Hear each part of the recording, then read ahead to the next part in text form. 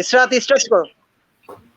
Hello everyone, আসসালামু আলাইকুম, আদাব, শ্রদ্ধা, প্রীতি, শুভেচ্ছা ও ভালোবাসা সবাইকে। শুভ সন্ধ্যা।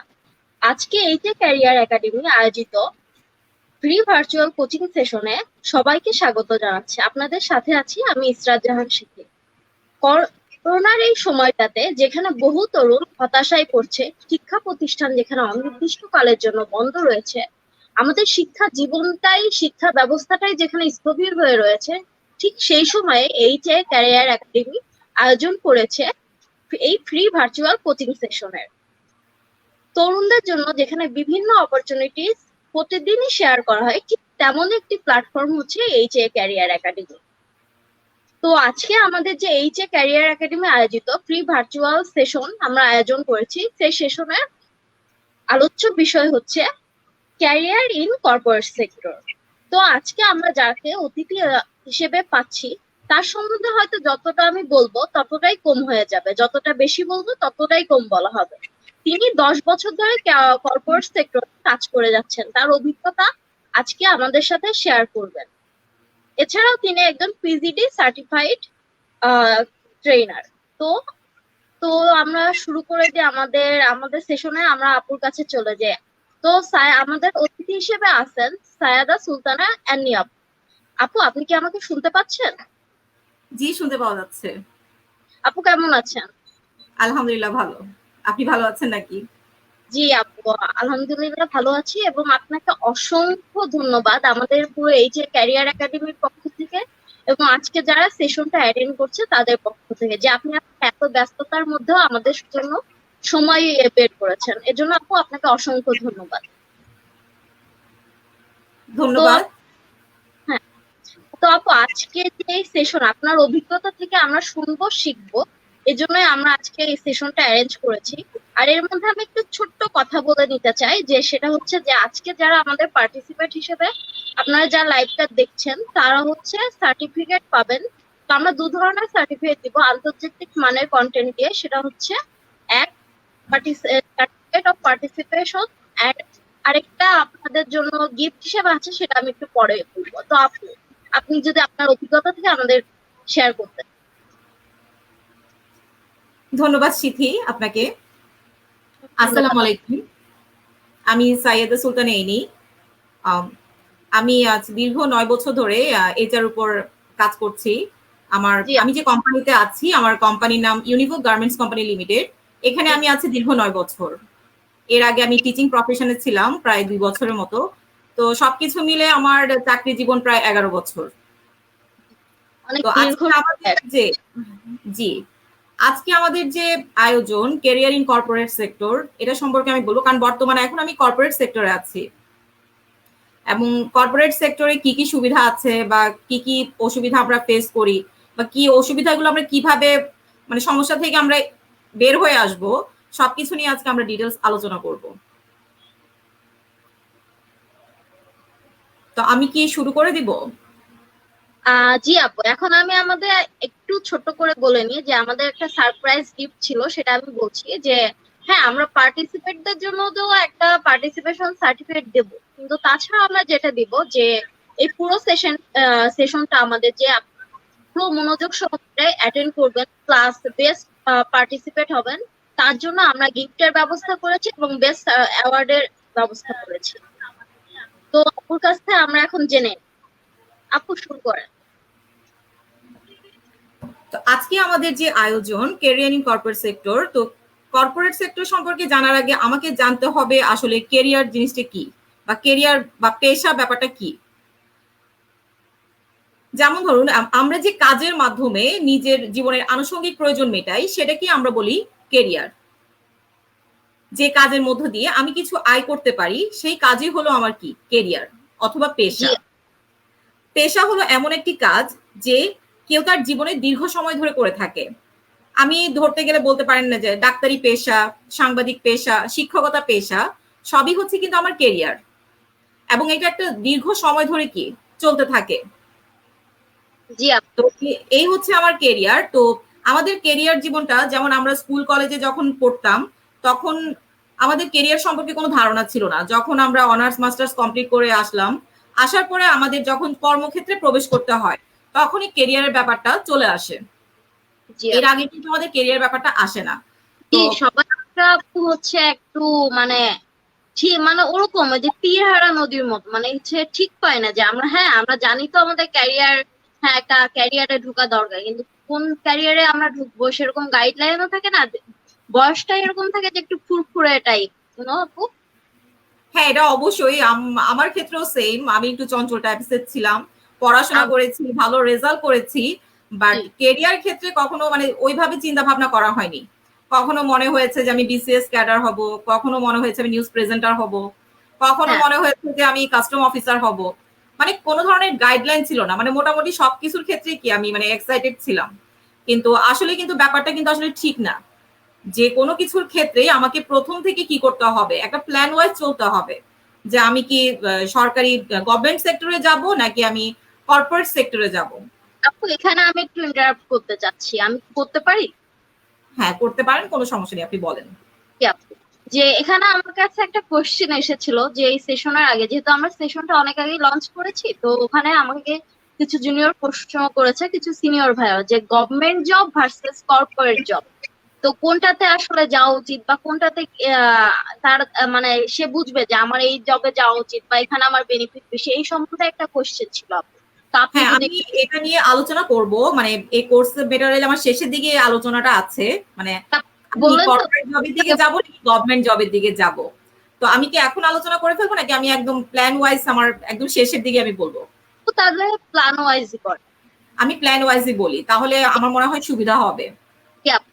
প্রশ্নটা করার জন্য ধন্যবাদ। যারা প্রশ্নটা করেছেন, আমি প্রশ্নটার উত্তর অবশ্যই দিব এবং একদম শেষের দিকে প্রশ্ন উত্তরটা দিব। কিন্তু তার আগে আমাকে জানতে হবে কেরিয়ার কি, কর্পোরেট সেক্টর কি, গভর্নমেন্ট জব কি, সবকিছু আমাকে ডিটেলস তারপরে বলে তারপর আমি উত্তরটা দিব। তো যাই হোক, আমি আমার পেশা সম্পর্কে বলেছি যে যে কাজের মধ্যে দিয়ে আমি কিছু আয় করতে পারি সেটাই হচ্ছে আমার কেরিয়ার। সো এটা হতে পারে ডাক্তারি পেশা, সাংবাদিক পেশা, তারপরে হতে পারে এটা আমার শিক্ষকতা পেশা, ইভেন ব্যবসায়ীকেও আমি পেশা ধরতে পারি, যেটার মাধ্যমে আমার মুনাফা অর্জন হয়, আমার আয় হয়। সো এটা এটা একটা দীর্ঘমেয়াদী পরিকল্পনা। আমি আমার স্লাইডটা শেয়ার করি। ওকে আপু, প্লিজ ক্যারি অন। আপু, আমার স্লাইডটা দেখা যাচ্ছে? জি আপু, আপনার স্লাইড দেখা যাচ্ছে, খুব ক্লিয়ার ভাবে দেখা যাচ্ছে। সো আমি কেরিয়ার সম্পর্কে বলেছি, এখন যেটা বলবো আমি কর্পোরেট সম্পর্কে বলবো, কারণ আমাদের আজকের আয়োজনটাই কেরিয়ার ইন কর্পোরেট সেক্টর।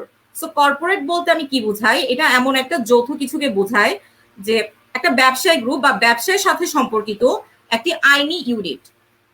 আমার কর্পোরেটের ক্ষেত্রে অবশ্যই একটা আইনগত সত্তা থাকতে হবে। প্রত্যেক কর্পোরেট সেক্টরে একটা নিজস্ব আইনগত সত্তা আছে।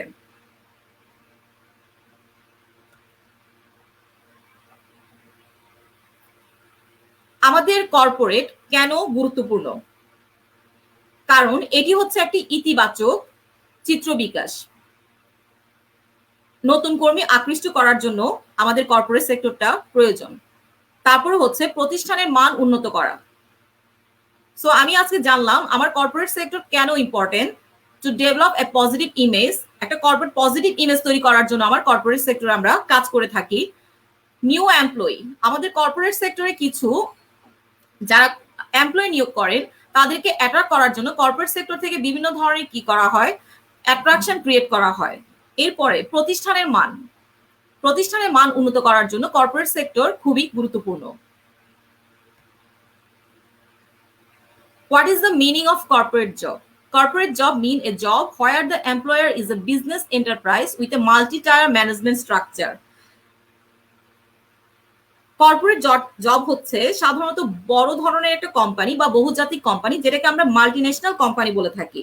এইসব কোম্পানিতে কাজ করা কি বোঝায় কর্পোরেট জব। শিখি আপু, আপনি কি কথাটা বুঝতে পারছেন বা কথাটা বোঝা যাচ্ছে? জি, শুনতে পাচ্ছি আপনার কথা আপু, আপনার স্লাইড এন্ড প্রেজেন্টেশন এতই সুন্দর হচ্ছে, ইভেন আমি পোস্ট হয়েও পুরোটা মুগ্ধ হয়ে শুনছি, তো আমি এর জন্য চুপ আছি। তো আমি কর্পোরেট সেক্টর বুঝবো একটা বিরাট সেক্টর, যেখানে আমার মানে একটা বড় ধরনের কোম্পানি বা মাল্টিন্যাশনাল কোম্পানি। মাল্টিন্যাশনাল কোম্পানিটা আমার বাইরের দেশের কোম্পানিও হতে পারে, দেশীয় কোনো কোম্পানি হতে পারে। সাম লিস্ট অফ কর্পোরেট সেক্টর। আমাদের কর্পোরেট সেক্টরে কিছু লিস্ট আছে, যেমন business adviser, business analyst, business development manager, chartered management accountant, corporate investment ব্যাংকার, ডাটা অ্যানালিস্ট। সো আমি এগুলো সম্পর্কে সংক্ষিপ্ত কিছু বলবো। তো প্রথমে বলবো আমি বিজনেস অ্যাডভাইজর, যারা কর্পোরেট সেক্টরে জব করে। অ্যাকচুয়ালি বিজনেস অ্যাডভাইজরকে আমরা বাংলায় যেটা বলি ব্যবসায় পরামর্শদাতা। তিনি যে কাজটা করে থাকে, যে কোনো কাজের সিকিউরিটি দেওয়া, ম্যানেজমেন্ট করা, অ্যাকাউন্টিং করা, ল নিয়ে আলোচনা করা, even human resource, marketing, finance, engineering, এইসব কাজকে কি করে, পরামর্শ প্রদান করে থাকে। সাপোজ আমি একটা কর্পোরেট সেক্টরে আছি। সো প্রত্যেক কর্পোরেট সেক্টরে দেখা যায় একজন বিজনেস অ্যাডভাইজার থাকে, যে কর্পোরেট সেক্টরটাকে কিভাবে সামনে আগানো যায় সে বিষয়ে কিছু অ্যাডভাইস করা। তো আমাদের ক্ষেত্রে কি কি অ্যাডভাইস হতে পারে, যেমন security, management, accounting, law, human resource, marketing, finance, engineering, এইসব সম্পর্কে ধারণা দেওয়া হচ্ছে একজন বিজনেস অ্যাডভাইজারের কাজ। আমার নেক্সট পয়েন্ট হচ্ছে বিজনেস অ্যানালিস্ট। তো আমি এখানে একটু ইন্টারাপ্ট করতে চাচ্ছি। জি আপু। সরি আপু, এই যে বিজনেস অ্যানালিস্ট যে পদটা, সে তো এই ব্যাপারে একটু স্পেশাল রিকোয়েস্ট ছিল আপু, যে লাইক বিজনেস অ্যাডভাইজার যে আপনি বললেন আপু, এন্ড বিজনেস অ্যানালিস্ট, এটা নিয়ে দুইটা নিয়ে একটু কোশ্চেন ছিল, যে আমাকে বেশ সোশ্যাল সায়েন্স ফ্যাকাল্টি এন্ড অন্য সোশ্যাল সায়েন্স ফ্যাকাল্টির কয়েকটা ডিপার্টমেন্টের ছেলেমেয়েরা আমাকে জিজ্ঞেস করেছে যে তাদের ইচ্ছা আছে যে বিজনেস অ্যানালিস্ট হিসেবে কাজ করা আর বিজনেস অ্যাডভাইজার মানে ফিউচারে। তো তারা হচ্ছে সেকেন্ড ইয়ার স্টুডেন্ট, তো তারা জিজ্ঞেস করেছে আমরা কি সোশ্যাল সায়েন্স ফ্যাকাল্টির স্টুডেন্ট হয়, লাইক হচ্ছে ল ডিপার্টমেন্ট বা হচ্ছে ইকোনমিক্স ডিপার্টমেন্ট আর সোশ্যাল সায়েন্স ডিপার্টমেন্ট, আমরা কি এটা হতে পারবো কিনা। তো আপু এটা যদি একটু বলতেন। আর আরেকটা রিকোয়েস্ট ছিল যে আপু তারা করেছে যে বিজনেস অ্যানালিস্ট এই ব্যাপারটা একটু ধারণাটা একটু বেশি করে দিতেন। বিজনেস অ্যানালিস্ট এন্ড লাস্টের পয়েন্ট আপু ডেটা অ্যাডভাইস বলতে হচ্ছে আপনার একজন হচ্ছে অ্যানালিস্ট, যে কাজটাকে কি করবে, বিশ্লেষণ করবে। আর যে অ্যাডভাইজর, যে বিশ্লেষক, তাকে কিভাবে কাজটা করতে হবে সে বিষয়ে পরামর্শ দিবে। এখানে কিন্তু ব্যাপারটা কিন্তু ভিন্ন ব্যাপার। একজন হচ্ছে অ্যাডভাইজর, একজন হচ্ছে অ্যানালিস্ট। জি, একজন অ্যানালিস্টকে অবশ্যই একজন অ্যাডভাইজর কি করতে পারে, অ্যাডভাইস করতে পারে। হ্যাঁ, যেমন আমাদের ক্ষেত্রে বলি, সাপোজ কর্পোরেট সেকশনের ক্ষেত্রে আপনার বিভিন্ন ধরনের লয়ার থাকে যারা কর্পোরেট লয়ার হিসেবে আছে। সো বিজনেসটাকে আমরা সামনের দিকে কিভাবে গ্রো করব, আমাদের যে সিকিউরিটির ব্যাপার আছে, আমাদের যে মার্কেটিং এর ব্যাপার আছে, আমাদের যে অ্যাকাউন্টিং এর ব্যাপারগুলো আছে, সো এগুলো কি করবে, আমাদেরকে অ্যাডভাইস করবে যে কোন খাতে আমি কিভাবে কাজটা করব বা কিভাবে করলে আমার বিজনেসটা সামনের দিকে গ্রো করবে, এই ব্যাপারে আমাকে কি করা, অ্যাডভাইস দেওয়া। আর অ্যানালিস্ট, অ্যাডভাইজার যেভাবে বলে সেই কাজটাকে কি করা, ভালোভাবে জেনে শুনে সেটাকে অ্যানালিস করা। আমার কথা আপনি বুঝতে পেরেছেন? জি আপু। আর আপু যে পয়েন্টটা ছিল যে তারা সোশ্যাল সায়েন্স ফ্যাকাল্টি হয়েও এটা কি ফিউচারে এই ক্যারিয়ারটা পার্সিউ করতে পারবে কিনা, তো আপু এই ব্যাপারে যদি বলতেন। অবশ্যই সোশ্যাল, আপু আমি আপনার প্রশ্নটা আমি আবার নিব। যে আপু হচ্ছে থাকে না যে সোশ্যাল সায়েন্স ফ্যাকাল্টি দেন হচ্ছে বিজনেস ফ্যাকাল্টি স্টুডেন্ট থাকে, তো তারা হচ্ছে সোশ্যাল সায়েন্স ডিপার্টমেন্ট মানে ফ্যাকাল্টির একজন হচ্ছে সোশ্যাল সায়েন্স ডিপার্টমেন্টের স্টুডেন্ট আর আরেকজন হচ্ছে ইকোনমিক্স এর স্টুডেন্ট।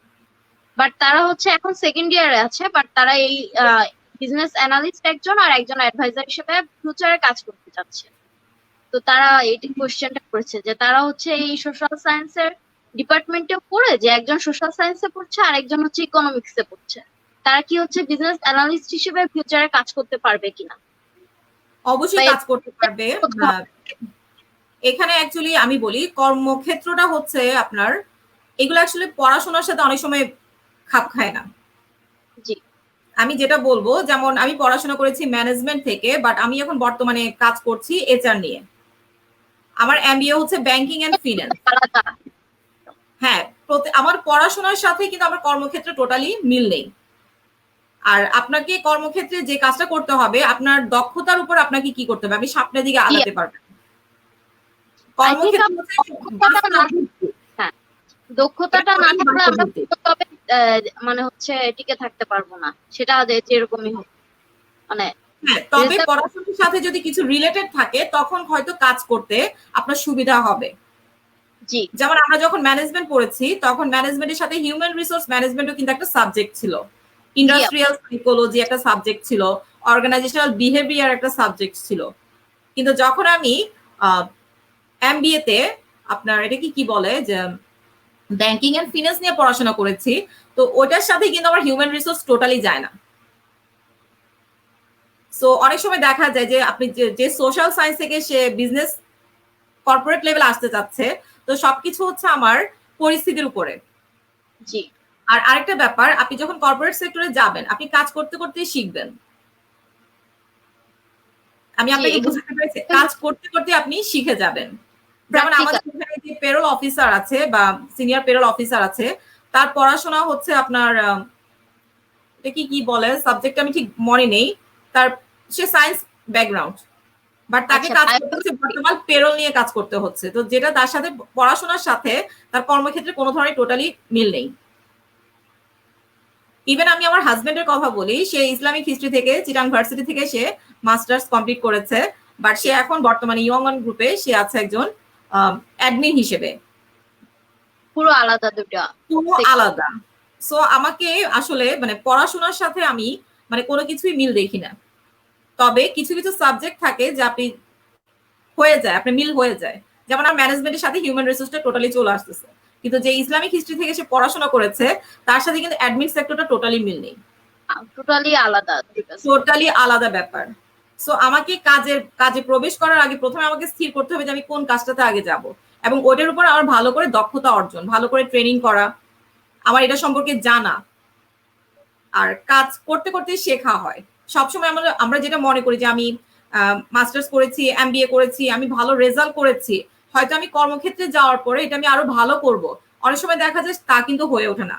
এমনও দেখা যায় আপনার যে স্টুডেন্ট সে ব্যাক বেঞ্চে বসতো, আপনি কর্পোরেট সেক্টরে যাওয়ার পরে দেখবেন সে একজন ম্যানেজার হিসেবেও আছে। সো টোটালি ব্যাপারটা দেখা যায়, মানে পুরো হয়তো আমাদের পড়াশোনা এক ক্ষেত্রে কিন্তু আমরা কাজ করছি আলাদা, টোটালি আলাদা ক্ষেত্রে। যেমন আপু আপনার ক্ষেত্রে দেখা গেল আপনার সাবজেক্টের সাথে এইচ এর একটু মিল ছিল, মানে এরকম আপনার অপশনাল কোর্স ছিল, কিন্তু আপনি হ্যাঁ একটু মিল ছিল, কিন্তু অনেকের ক্ষেত্রে তাও দেখা যায় না, বাট তারা শুধুমাত্র দক্ষতার ভিত্তিতেই তারা কিন্তু টিকে থাকে, খুব ভালোও করে অনেকের ক্ষেত্রে দেখা যায়। মানে টোটালি আপনি কাজ করতে করতেই জানবেন, কাজ করতে করতেই শিখবেন। জি। তো এই হচ্ছে আমার আমরা যেটাতে ছিলাম বিজনেস অ্যাডভাইজার, বিজনেস অ্যানালিস্ট। আর আপনার যে প্রশ্নটা আপনি করেছেন সোশ্যাল সায়েন্স থেকে সে বিজনেস সাইডে সে যেতে পারবে কিনা, আমি বলবো সে অবশ্যই যেতে পারবে, তবে এই বিষয়ে তাকে কি করতে হবে, কিছুটা দক্ষতা অর্জন করতে হবে এবং এই বিষয়ে তাকে কিছু ট্রেনিং করতে হবে। এখন আমাদের বিভিন্ন ধরনের ট্রেনিং কোর্স আছে, আমরা ট্রেনিং এর মাধ্যমে অনেক সময় কি করতে পারবো, এইসব ব্যাপারগুলো জানতে পারবো। জি আপু। তো আমি আমার পরবর্তী স্লাইডে চলে যাই। জি ক্যারি অন। এরপর হচ্ছে বিজনেস ডেভেলপমেন্ট ম্যানেজার। একজন বিজনেস ডেভেলপমেন্ট ম্যানেজার তার স্বল্প এবং দীর্ঘমেয়াদী লক্ষ্য অর্জন করার জন্য সে কি করে, দায়িত্ব পালন করে। যে কোনো কর্পোরেট সেক্টরে একজন বিজনেস ডেভেলপমেন্ট ম্যানেজারের ভূমিকা অপরিসীম। এরপর আমি জানবো চার্টার্ড ম্যানেজমেন্ট অ্যাকাউন্টেন্ট।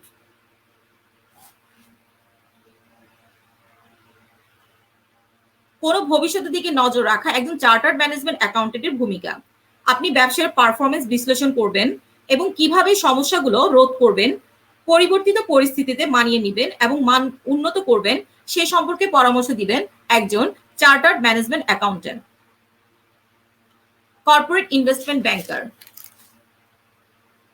কর্পোরেটের ক্ষেত্রে বিনিয়োগ ব্যাংকারের প্রধান ভূমিকা হলো কর্পোরেট সেক্টরগুলো বা অর্গানাইজেশন বা বিভিন্ন গভর্নমেন্ট কোম্পানি কিভাবে তাদের আর্থিক লক্ষ্য অর্জন করতে হয় এবং কিভাবে দীর্ঘ এবং স্বল্পমেয়াদী আর্থিক পরিকল্পনা বাস্তবায়ন করতে হয় সেই সম্পর্কে পরামর্শ দেওয়া। সো আমাদের কর্পোরেট ইনভেস্টমেন্ট ব্যাংকার আর্থিক লক্ষ্য অর্জন করতে এবং আর্থিক পরিকল্পনা বাস্তবায়ন করতে সে সম্পর্কে পরামর্শ দিয়ে থাকে। কর্পোরেট বিনিয়োগ ব্যাংকাররা অন্যান্য সম্পর্কিত পেশাদারদের যেমন আইনজীবী এবং হিসাব রক্ষকদের পাশাপাশি কাজ করে। Data analyst. একজন ডাটা অ্যানালিস্ট ডাটা ব্যাখ্যা করে এবং এটিকে এমন তথ্যে রূপান্তর করে যা কোনো ব্যবসার উন্নতি বা উপায় প্রস্তাব করতে পারে। আমি কিছুক্ষণ আগে বলেছি একটা পেরোলের ব্যাপারে, আমাদের বিভিন্ন ধরনের সফটওয়্যার আছে, এইচআরআইএস, বিভিন্ন ধরনের পেরোল আছে। আমরা কি করি, আগে আমরা যে কাজগুলো করতাম ম্যানুয়ালি কাজগুলো করতাম, কিন্তু এখন যখন সবকিছু ডেটা ভিত্তিক হয়ে গেছে। সো আমাদের কর্পোরেট সেক্টরে কাজগুলো করা অনেক বেশি ইজি হয়ে গেছে। আমরা নর্মালি আমরা রেলওয়ে স্টেশনের ব্যাপারটাই বলতে পারি। একসময় আমরা টিকিট কাটতাম, আপনার লাইন ধরে টিকিট কাটতে হইতো। আমরা সবাই লাইনে দাঁড়াতাম, টিকিট কাউন্টার থেকে আমরা টিকিট দাঁড়িয়ে অনেকক্ষণ দীর্ঘ সময় ধরে 5 ঘন্টা 6 ঘন্টা দাঁড়িয়ে আমরা কি করতাম, টিকিট কালেকশন করতাম। কিন্তু যখন এটা অনলাইন বেসিস হয়ে গেছে তখন থেকে আমরা কি করি, অনলাইনের মাধ্যমে আমরা কি করছি, টিকিটগুলো কালেকশন করে ফেলছি। সো ডাটা অ্যানালিসিস মানে ডাটা অ্যানালিস্ট হচ্ছে এমন একটা ব্যাপার যে জিনিসটা আপনার বৃহত্তর পরিসরটাকে আপনার ক্ষুদ্রতর পরিসরে নিয়ে আসবে। আপনার কষ্ট কমে যাবে যদি আপনার ডাটা ঠিকভাবে থাকে। সো আপনার অনেক ধরনের কষ্ট কমে যাবে। আমি যেটা রেলওয়ে স্টেশনের মাধ্যমে বললাম যে আমি টিকিট কাটতে আমাকে 5 ঘন্টা 6 ঘন্টা কি করতে হতো, লাইনে দাঁড়িয়ে থাকতে হতো। এমনও হচ্ছে যে আমি সকালবেলা ভোরে আপনার 3টা 4টার সময় দেখতাম যে অনেকে টিকিট কাটার জন্য লাইন ধরেছিল, এবং এই লাইন 2টার আগেও শেষ হতো না বা 3টার আগেও শেষ হতো না। কিন্তু এখন যখন অনলাইন বেসিস হয়ে গেছে বা ডাটা ভিত্তিক হয়ে গেছে তখন আমাদের কষ্টটা অনেকটুকু কমে গেছে। সো এগুলো হচ্ছে আমাদের কর্পোরেট সেক্টরের কিছু লিস্ট, যেগুলো আমাদের কর্পোরেট সেক্টরে অবশ্যই থাকবে। বিজনেস অ্যাডভাইজার, একজন বিজনেস অ্যাডভাইজার থাকবেন, একজন বিজনেস অ্যানালিস্ট থাকবেন, বিজনেস ডেভেলপমেন্ট ম্যানেজার থাকবেন, chartered management accountant, corporate investment ব্যাংকার এবং ডাটা অ্যানালিস্ট। এগুলো হচ্ছে একটা কর্পোরেট সেক্টরে কি প্রাণস্বরূপ।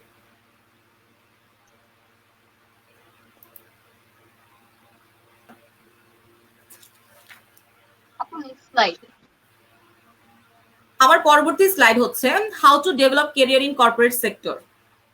আমার নিজের প্রয়োজন পূরণ করার জন্য কর্পোরেট সেক্টরের ভূমিকা অপরিসীম।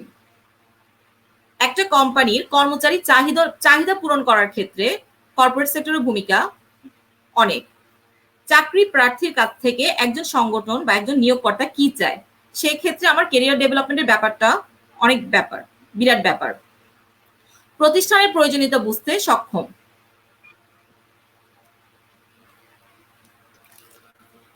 আপু একটা কথা বলতে চাই যে যেটা ছিল এখন যে আপু আপনি যে টপিকটা যে how to develop career in corporate sector, তো এইটা কিন্তু একটা কোশ্চেনও ছিল যেটা অলরেডি আপু আপনার স্লাইডের মাধ্যমে উত্তরটা দেওয়া হয়ে গেল। এটাও কিন্তু একটা রিকোয়ার ছিল যে হ্যাঁ এই কোশ্চেনটার অ্যান্সার আমরা চাই আপুর কাছ থেকে। তো আপু আপনি অলরেডি দিয়ে দিচ্ছেন জিজ্ঞেস করার আগে। হ্যাঁ, প্রশ্নটা কি ছিল আমাকে বলা যাবে? আপু আপনি যে স্লাইডটা প্রেজেন্ট করলেন একটু আগে, সে যে how to develop career in corporate sector, সেটাই কোশ্চেন ছিল। যে আমার নিজের ব্যক্তিগত চাহিদা পূরণ করা, তারপরে আমার কর্মচারী, আমাদের কোম্পানিতে যে কর্মচারীগুলো থাকে তাদের চাহিদা পূরণ করা। একজন চাকরি প্রার্থী, আমি চাকরি খুঁজতেছি, আমি একটা কোম্পানিতে জব করতে যাব, নিয়োগকর্তা যে আমাকে নিয়োগ করবেন সে আমার কাছে কি চায়, তার সংগঠনের জন্য সে আমার কাছে কি চায়। প্রতিষ্ঠানের প্রয়োজনীয়তা, আমার প্রতিষ্ঠানে আমাকে কেন প্রয়োজন, এই জন্যই আমার কেরিয়ার কর্পোরেট সেক্টরে একজন কেরিয়ার ডেভেলপমেন্টের ব্যাপারটা কর্পোরেট সেক্টরে আসতেছে।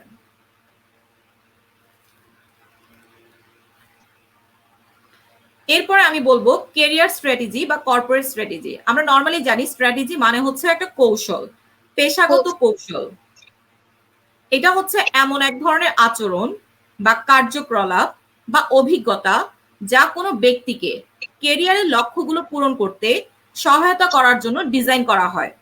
আমি আবারও বলছি, কেরিয়ার কৌশল হলো কোনো আচরণ, ক্রিয়াকলাপ বা অভিজ্ঞতা যা কোনো ব্যক্তিকে কেরিয়ারের লক্ষ্যগুলি পূরণ করতে সহায়তা করার জন্য ডিজাইন করা হয়। আমি যদি আদর্শভাবে বলতে চাই, আদর্শভাবে বলতে গেলে লোকেরা প্রত্যাশার ভিত্তিতে একটি নির্দিষ্ট কেরিয়ারের কৌশল অনুসরণ করে যা এর ফলে ব্যক্তিগত এবং পেশাদার সাফল্য অর্জনের সর্বাধিক সম্ভাবনা দেখা যায়। আপনার যে কোনো কেরিয়ারের ক্ষেত্রে আপনার স্ট্র্যাটেজি যদি মেনটেন করেন তাহলে অবশ্যই আপনি সামনের দিকে কি আগাতে পারবেন। প্রত্যেক জায়গায় স্ট্র্যাটেজি, আপনি পড়াশোনা করেন ওইখানেও কিন্তু কিছু স্ট্র্যাটেজি মেনটেন করা হয়। কিছু মানুষ আছে যে পড়াশোনা করে একটা বই, সাপোজ মনে করেন এটা মার্কেটিং বই,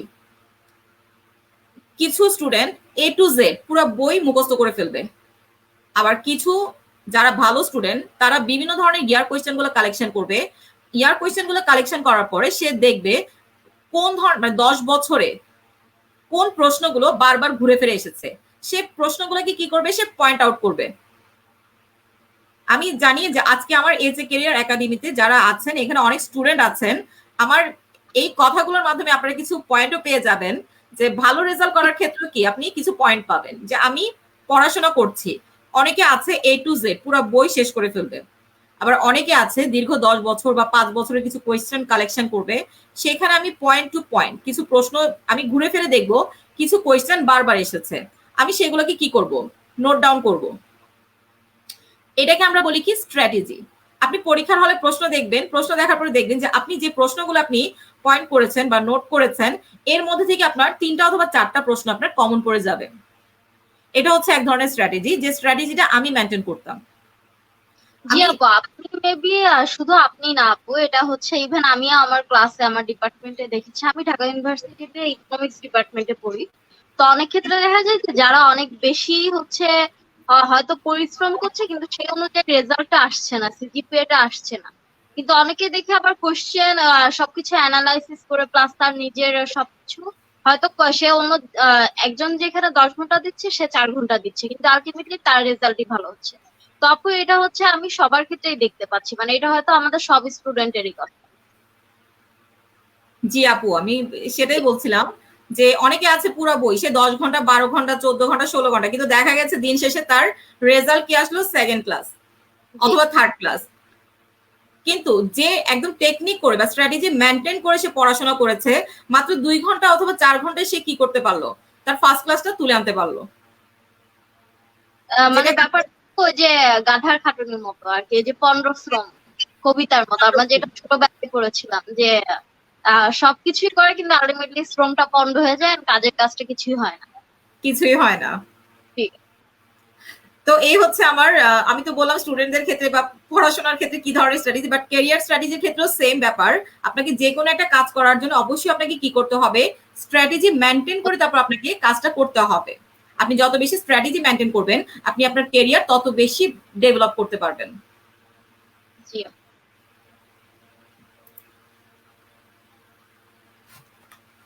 তো আপু আমার পরবর্তী স্লাইডে চলে যায়। এখন যে বিষয়টা ক্যারিয়ার ডেভেলপমেন্ট, ক্যারিয়ার ডেভেলপমেন্টটা হচ্ছে আপনার এমন একটি উন্নয়ন বা যেটাকে আমরা পেশাগত উন্নয়ন বলি। এটা হচ্ছে অ্যাকচুয়ালি ক্যারিয়ার উন্নয়নটা হচ্ছে একদিকে ব্যক্তিগত কর্ম পরিকল্পনার উন্নয়ন, মানে একজন ব্যক্তির তার নিজস্ব উন্নয়ন, এবং ওই ব্যক্তিগত উন্নয়নের মাধ্যমে একটি প্রতিষ্ঠান তার নিজেকে কিভাবে উন্নতি করবে, সেটাই হচ্ছে আমার ক্যারিয়ার ডেভেলপমেন্ট। একটি হচ্ছে আমার নিজের উন্নয়ন, এবং আমার নিজের উন্নয়নের মাধ্যমে আমি আমার প্রতিষ্ঠানকে কি দিব, আমার প্রতিষ্ঠানে কিভাবে ডেভেলপ করবে সেই বিষয়ে জানতে হবে।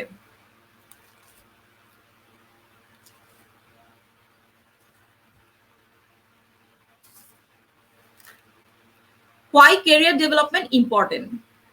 একটা প্রতিষ্ঠানের ক্ষেত্রে ক্যারিয়ার ডেভেলপমেন্ট কেন ইম্পর্টেন্ট?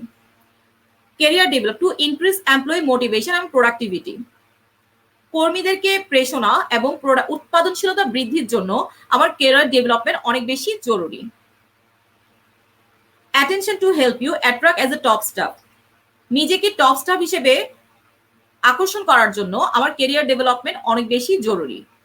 ভ্যালুয়েড কাস্টমার, নিজেকে ভ্যালুয়েড এমপ্লয়িজ হিসেবে পরিচিত করানোর জন্য আমার ক্যারিয়ার ডেভেলপমেন্ট অনেক বেশি জরুরি। আমার এই 3টা পয়েন্টের বাইরেও আমার আরো কিছু পয়েন্ট আছে যেটা আমি আপনাদেরকে বলবো, যেটা ক্যারিয়ার ডেভেলপমেন্টের জন্য অনেক বেশি গুরুত্বপূর্ণ অথবা ইম্পর্টেন্ট। আমাদের আমাদের অনেক কর্মী আছে যাদের অনেকে আছে ফ্রাস্ট্রেশনে ভোগে। সো ক্যারিয়ার ডেভেলপমেন্ট অনেক যারা ক্যারিয়ার সম্পর্কে মানে চিন্তা ভাবনা করে, অনেক সময় সেটা কি করে, ফ্রাস্ট্রেশন থেকে রিডিউস এমপ্লয়ি ফ্রাস্ট্রেশন। একজন কর্মীর হতাশা দূর করার জন্য ক্যারিয়ার ডেভেলপমেন্ট অনেক বেশি কার্যকর। To create opportunity for backward employer, আমাদের অনেকে পিছিয়ে পড়া কিছু এমপ্লয়ি থাকে, তাদেরকে ক্যারিয়ার ডেভেলপমেন্টের মাধ্যমে সামনের দিকে এগিয়ে নেওয়া যায়। অর্গানাইজেশনাল গুডউইল, ক্যারিয়ার ডেভেলপমেন্টের মাধ্যমে একটা অর্গানাইজেশন তার গুডউইল বা সুনাম বৃদ্ধি করতে পারে। নিজের ওন এস্টাবলিশমেন্ট, যেটাকে আমরা নিজেদের কি বলি, নিজেদের উন্নতি করা। এরপরে হচ্ছে আমার নিজের কোনো প্রতিভা থাকলে সেটা ক্যারিয়ার ডেভেলপমেন্টের মাধ্যমে অনেক সময় কি হয়ে যায়, প্রকাশ পায়। তারপরে কর্মক্ষেত্রে মর্যাদা বৃদ্ধি, একটা জব সিকিউরিটির ক্ষেত্রে ক্যারিয়ার ডেভেলপমেন্ট অনেক বেশি কার্যকরী ভূমিকা পালন করে থাকে। সো আমি আশা করি আমার পয়েন্টগুলো বোঝা গেছে। জি আপু, আপনার কথাগুলো সবই আমরা বুঝতে পেরেছি এবং আপনার কথা পয়েন্টগুলো সবই হচ্ছে আপু লজিক্যাল এবং আই থিংক আমি না প্রত্যেকটা তরুণী যারা হচ্ছে কর্পোরেট সেক্টরে তাদের ক্যারিয়ার করতে চায় তারা হয়তো এটা থেকে অনেক বেনিফিটেবল হবে, মানে তারা অনেক বেনিফিট পাবে।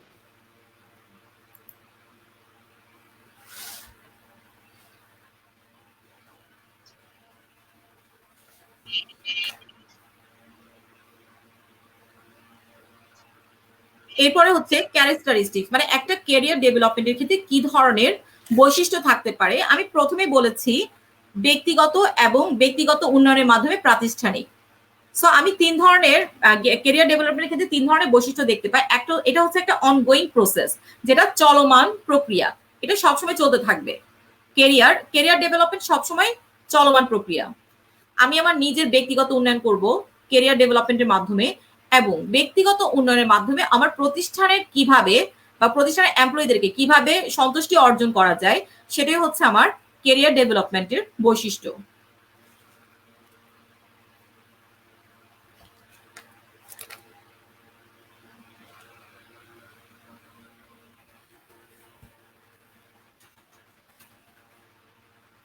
ইম্পর্টেন্স অফ ক্যারিয়ার ডেভেলপমেন্ট, আমি প্রথমেই অলরেডি বলে ফেলেছি why career development important. So আমার কর্মীদের গবেষণা বৃদ্ধির জন্য, কর্মীদের মোটিভেশন দেওয়ার জন্য আমার ক্যারিয়ার ডেভেলপমেন্ট অনেক বেশি জরুরি, এবং একটি প্রতিষ্ঠানের প্রোডাক্টিভিটি বাড়ানোর জন্য আমার ক্যারিয়ার ডেভেলপমেন্ট অনেক বেশি জরুরি। কর্মীদের ফ্রাস্ট্রেশন দূর করার জন্য ক্যারিয়ার ডেভেলপমেন্ট অনেক বেশি কার্যকর। আমাদের অনেক অনেক কর্মী থাকে যারা পিছিয়ে থাকে, ক্যারিয়ার ডেভেলপমেন্টের মাধ্যমে আমরা তাদেরকে কি করতে পারি, সামনের দিকে এগিয়ে নিয়ে যেতে পারি। প্রতিষ্ঠানের সুনাম বৃদ্ধির ক্ষেত্রে বা অর্গানাইজেশনাল গুডউইল যেটাকে আমরা বলি, এইসব ক্ষেত্রে আমাদের ক্যারিয়ার ডেভেলপমেন্ট অনেক বেশি কার্যকর। এখন বলবো কর্পোরেট লাইফ সাইকেল। তো আমি কর্পোরেট লাইফ সাইকেলে যাওয়ার আগে আমি শিথিকে একটা প্রশ্ন করব, আমরা অ্যাকচুয়ালি লাইফ সাইকেল বলতে কি বুঝি? বেসিক্যালি আমি মানুষের ক্ষেত্রে বলবো লাইফ সাইকেল বলতে কি বুঝি। যে আপু আমরা জীবনের যে বিভিন্ন ধাপ, একদম ছোট থেকে এক সময় আমরা বাচ্চা থেকে দেন বড় হই, আমরা দেন কিশোর পর্যায়ে যাই, দেন হচ্ছে আমরা যুবক যুবতী বা তরুণ তরুণী হই, দেন হচ্ছে আমরা মিডল এজে যাই, দেন হচ্ছে আমরা একসময় বয়স্ক হই। এটা হচ্ছে লাইফের বিভিন্ন ধাপ, লাইফ সাইকেল। ঠিক তেমনই হয়তো আপু কর্মজীবনেও আমাদের এরকম ধাপ থাকে, হয়তো আমরা ফার্স্টে ক্লাস মানে প্রাইমারি লেভেলে পড়াশোনা করি, দেন হচ্ছে আমরা হচ্ছে কি মানে এসএসসি পর্যন্ত যাই, দেন হচ্ছে আমরা 20-র পরে হচ্ছে অনার্স পাশ করে দেন আমরা কর্মজীবনে প্রবেশের জন্য হচ্ছে প্রিপারেশন নিই, দেন আমরা কর্মজীবনে প্রবেশ করে একটা সময় পর হয়তো আমরা ভালো পজিশনে যাই, যদি হচ্ছে জব সেক্টরে হয়, আর হয়তো অনেকে হচ্ছে উদ্যোক্তা বা ডাক্তার ইঞ্জিনিয়ার, তাদের কথা আলাদা। দেন হচ্ছে আমরা হচ্ছে এক টাইম আমরা রিটায়ার্ড করি। আর লাইফ সাইকেলের ক্ষেত্রে হচ্ছে আপু যদি জীবনের ক্ষেত্রে তাহলে আমরা জীবনের বিভিন্ন ধাপ, মানে শিশু থেকে বৃদ্ধ বয়স পর্যন্ত। আর যদি কর্মক্ষেত্রে এটা তুলনা করি ব্যাপারটা আপু এরকম কিছুটা হবে আই থিঙ্ক। হ্যাঁ, আপনি অনেক ভালো বলেছেন, এবং মানে যেটা সত্য কথা সেটাই বলেছেন, যে লাইফ সাইকেল হচ্ছে একটা মানুষ, একটা শিশু প্রথমে জন্মগ্রহণ করে, প্রথম যখন সে জন্মগ্রহণ করে তার কোনো মুখের ভাষা থাকে না, সে কান্নার মাধ্যমে সে তার মনের ভাষাগুলো সে প্রকাশ করে। আস্তে আস্তে সে হামাগুড়ি দিতে শিখে, তার 6 মাস পূর্ণ হয়, 1 বছরের আগে সে হাঁটা শিখে, আস্তে আস্তে সে কথাবার্তা বলতে থাকে, একটা সময় সে স্কুলে যায়, স্কুলের জন্য প্রিপারেশন নেয়, একটা সময় সে মাধ্যমিক স্কুল পেরিয়ে সে কলেজে যায়, কলেজ থেকে ভার্সিটি, ভার্সিটি লাইফ শেষ করে সে কর্মক্ষেত্রে প্রবেশ করে, কর্মক্ষেত্রে প্রবেশ করার পর তার পারিবারিকভাবে সে বিয়ে শাদী করে, পরিবারের প্রতি তার দায়িত্বশীলতা। তো এখানকার বেশিরভাগই মনে হয় ভার্সিটি লেভেলে ওই ধাপে আছে, ইভেন আমিও, তো একটু বললাম আর কি। তো তো একটা সময় সে পরিবারের জন্য সে কর্মে যোগদান করে, কর্মক্ষেত্রে দেখা যায় যে তার বিভিন্ন ধরনের সে কাজগুলো, সে প্রথমে ঢুকে একজন জুনিয়র হিসেবে ঢুকে, তার কর্মদক্ষতার মাধ্যমে সে একদিন সে সিনিয়র হয়, একদিন সে আর একটু বড় হয়, সে ম্যানেজার পর্যন্ত পৌঁছায়, সে জিএম ডিরেক্টর পর্যন্ত পৌঁছায়। আস্তে আস্তে তার যখন যে অবসর সময় চলে আসে, তখন সে কি করে, কর্মক্ষেত্র থেকে সে বের হয়ে আসে। জি এরপরে সে পারিবারিক সে রিটায়ারমেন্টে যায়, একটা সময় সে বৃদ্ধ হয়, বৃদ্ধ জি হওয়ার পরে আমাদের পরবর্তী যে একটা সময় সে আর চলাফেরা করতে পারে না, আবার সে আগের মতো শিশুর মতো হয়ে যায়, একটা সময় তার মৃত্যু ঘটে। জি সো কর্পোরেট সেক্টরটা হচ্ছে আমার সেম একটা কর্পোরেট, হঠাৎ করে তৈরি হয়ে যায় না। হঠাৎ করে তৈরি হয়ে যায় না। একটা কর্পোরেট সেক্টর তৈরি করার আগে যে আমার যে কোম্পানির মালিক সে প্রথমে চিন্তা ভাবনা করে যে আমি একটা কর্পোরেট সেক্টর চালু করব, তার জন্য আমার প্রথমে একটা জায়গা ভাড়া করতে হয়, আমার কোন খাতে কত খরচ হবে, কোন খাতে কত খরচ হবে সেগুলো নিয়ে আলোচনা করা হয়, সিদ্ধান্ত নেওয়া হয়। একটা সময় আমি জায়গা ভাড়া নেই, জায়গা ভাড়া নেওয়ার পরে সেটাকে আমি কি করি, আমি একটা পরিণত রূপ ধারণ করি, একটা কর্পোরেটকে কি করি, রূপ ধারণ করি। এবং রূপ ধারণ করার জন্য আমার যা যা লাগে, আমার ম্যান পাওয়ার লাগে, আমার মানি লাগে, আমার মেটেরিয়াল লাগে, আমার মেশিন লাগে, মানে যা যা আমার কর্পোরেট সেক্টরের জন্য প্রয়োজন, এভাবে আমি কি করি, কর্পোরেট সেক্টরটাকে গ্রো করি। একটা সময় কর্পোরেট সেক্টর চলতে থাকে, এরপর কর্পোরেট সেক্টরটা যখন চলতে থাকে, এটা হচ্ছে কর্পোরেট, আমি প্রথম যেটা বললাম যে প্রথমে আমি ব্যবসা শুরু করব, এটার জন্য আমাকে কি কি করতে হবে, ভাড়া নিতে হবে, আমি কোন খাতে কত খরচ করব, আমার কতটুকু জায়গা প্রয়োজন, আমার কতটুকু ম্যান পাওয়ার প্রয়োজন, আমার কত ধরনের মেশিন প্রয়োজন। একটা কর্পোরেট তৈরি করার আগে আমাকে এইসব চিন্তা ভাবনা করতে হয়। এরপরে আমি কর্পোরেট সেক্টরে যখন যাই, আমার কোন জায়গায় কোন মেশিনটা বসাবো, আমার কোন জায়গায় কোন মানুষটাকে আমি সেট আপ করবো, আমি এই ধরনের কি করি, কাজে নেমে পড়ি একটা কর্পোরেট সেক্টরের ক্ষেত্রে। এরপর কর্পোরেট সেক্টর একটা সময় সে প্রথমে সে মুনাফা অর্জনের চিন্তা করে না, প্রথমে সে কি নর্মাল ভাবে সে চলতে থাকে। একটা সময় সে যখন মধ্যম স্তরে পৌঁছে যায়, সে মুনাফা অর্জনের চিন্তা ভাবনা করে, সে মুনাফা অর্জনের চিন্তা ভাবনা করে। সো যতদিন পর্যন্ত চলতে থাকে, এর একটা সময় ধরে সে কি করে, আরো উপরের দিকে উঠে যায়। তো কখনো যদি চিন্তা করে যে কর্পোরেট সেক্টরের মালিক, সে যদি চিন্তা করে যে না আমি আর এখন আমার ব্যবসা করব না, আমি অনেকটুকু অর্জন করে ফেলেছি, তখন আস্তে আস্তে সে কি করে, সে ডিক্লাইন করার চেষ্টা ভাবনা করে। তো এভাবে একটা কর্পোরেট সেক্টর যেভাবে আস্তে আস্তে গড়ে ওঠে, একটা কর্পোরেট সেক্টর আবার কি হয়ে যায়, ডিক্লাইন হয়ে যায়, মানে তার পতন স্তরও ঘটে। তো এটাই হচ্ছে আমার কর্পোরেট লাইফ সাইকেল। আর আপু আমি এখানে যেটা আমি একটু ছোট তথ্য শেয়ার করতে চাই, হয়তো আমি জানি না এটা ঠিক কিনা ভুল। যে আপু আমি একটা কোর্স করেছিলাম যে টিম ম্যানেজমেন্টের উপর, তো ওখানে আমি যেটা দেখেছিলাম যে ওখানে আমাদের শেখানো হয়েছিল যে কর্পোরেটে হচ্ছে টিম বিল্ড আপ, যে ডেভেলপ কর্পোরেটের যে কালচারটা, যে ওখানে একটা টিম হয়তো যে 1 মাস অ্যাটলিস্ট টাইম লাগে একটা টিম হচ্ছে বিল্ড আপ করতে, যে টাইম লাগে। আর তো আপু এটা কি সত্যি? আপু প্রশ্নটা আমি আরেকবার নিব। আপু আমি যে একটা কোর্স করেছিলাম টিম ম্যানেজমেন্টের, তো ওখানে হচ্ছে আমাদের কর্পোরেট সেক্টরে যে টিম ডেভেলপ হওয়ার সিস্টেমটা এন্ড হচ্ছে তাদের যে কালচারটা বিল্ড হয়, তো ওখানে কিছুটা আমাদের শেখানো হয়েছিল। তো ওখানে বলা হয়েছিল যে হচ্ছে টিম কর্পোরেটে হয়তো তো আমাদের যে একটা টিম থাকে, যে আমরা একটা টিম হিসেবে কাজ করি, তো টিমটা কিন্তু বিল্ড হতে অ্যাটলিস্ট 1 মাসের মতো সময় লাগে। অবশ্যই কর্পোরেট সেক্টরে আপনার টিম ম্যানেজমেন্ট বা টিম ডেভেলপমেন্ট অনেক বেশি জরুরি, অনেক বেশি জরুরি। আপনার কর্পোরেট সেক্টরে যদি আপনি টিম হিসেবে কাজ করতে না পারেন, তো কর্পোরেট সেক্টর কখনো গ্রো করতে পারে না। যে কোনো সময় একটা কর্পোরেট সে ডিক্লাইন স্তরে, মানে একদম শেষের দিকে চলে আসতে পারে, সে যদি টিম ওয়াইজ বা টিম মাফিক সে কাজ করতে না পারে, বা সে দলগত সুবিধা ভোগ করতে না পারে। সো আপনি দেখবেন একটা সময় কর্পোরেট সেক্টর আস্তে আস্তে কি হয়ে যায়, ডিক্লাইন হয়ে যায়। তো আপনাকে যদি কর্পোরেট সেক্টরটাকে আপনাকে যদি সামনের দিকে আগাতে হয়, বা আপনি যদি চিন্তা করেন এটা অনগোয়িং প্রসেস, এটা কখনো কি হবে না, আপনার শেষ হবে না, তাহলে আপনাকে কাজ করতে হবে একটা টিম টিম ডেভেলপমেন্টের উপর বেস করে কাজ করতে হবে।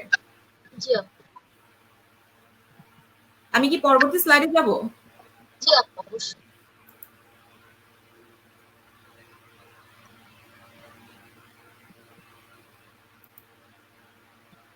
What is corporate culture? আমরা কর্পোরেট কালচার বলতে কি বুঝি? আমি নর্মালি বলি যে আমাদের যে কর্পোরেট কালচার, বা আমরা নর্মালি যে আমরা সংস্কৃতি বলি, যেমন আমরা বাংলাদেশে বাস করি, আমাদের যে জেলাগুলো আছে সব জেলার কালচারগুলো কিন্তু এক না, সংস্কৃতিগুলো এক না। আপনি ঢাকার সাইডে যাবেন, আপনার ঢাকার সংস্কৃতি একরকম, আপনি চট্টগ্রামে আসেন, চট্টগ্রামের সংস্কৃতি একরকম, আপনি সিলেটে যান, সিলেটের সংস্কৃতি একরকম। এক এক জায়গায় এক রকম। যেমন আমি আছি বর্তমানে চট্টগ্রামে, চট্টগ্রাম একটু ধর্মভিত্তিক। আমি আবার ঢাকায় যাই, ঢাকা আবার একটু ফাস্ট। আমি কি ঠিক বলেছি আপু? আপু আমাকে শোনা যাচ্ছে?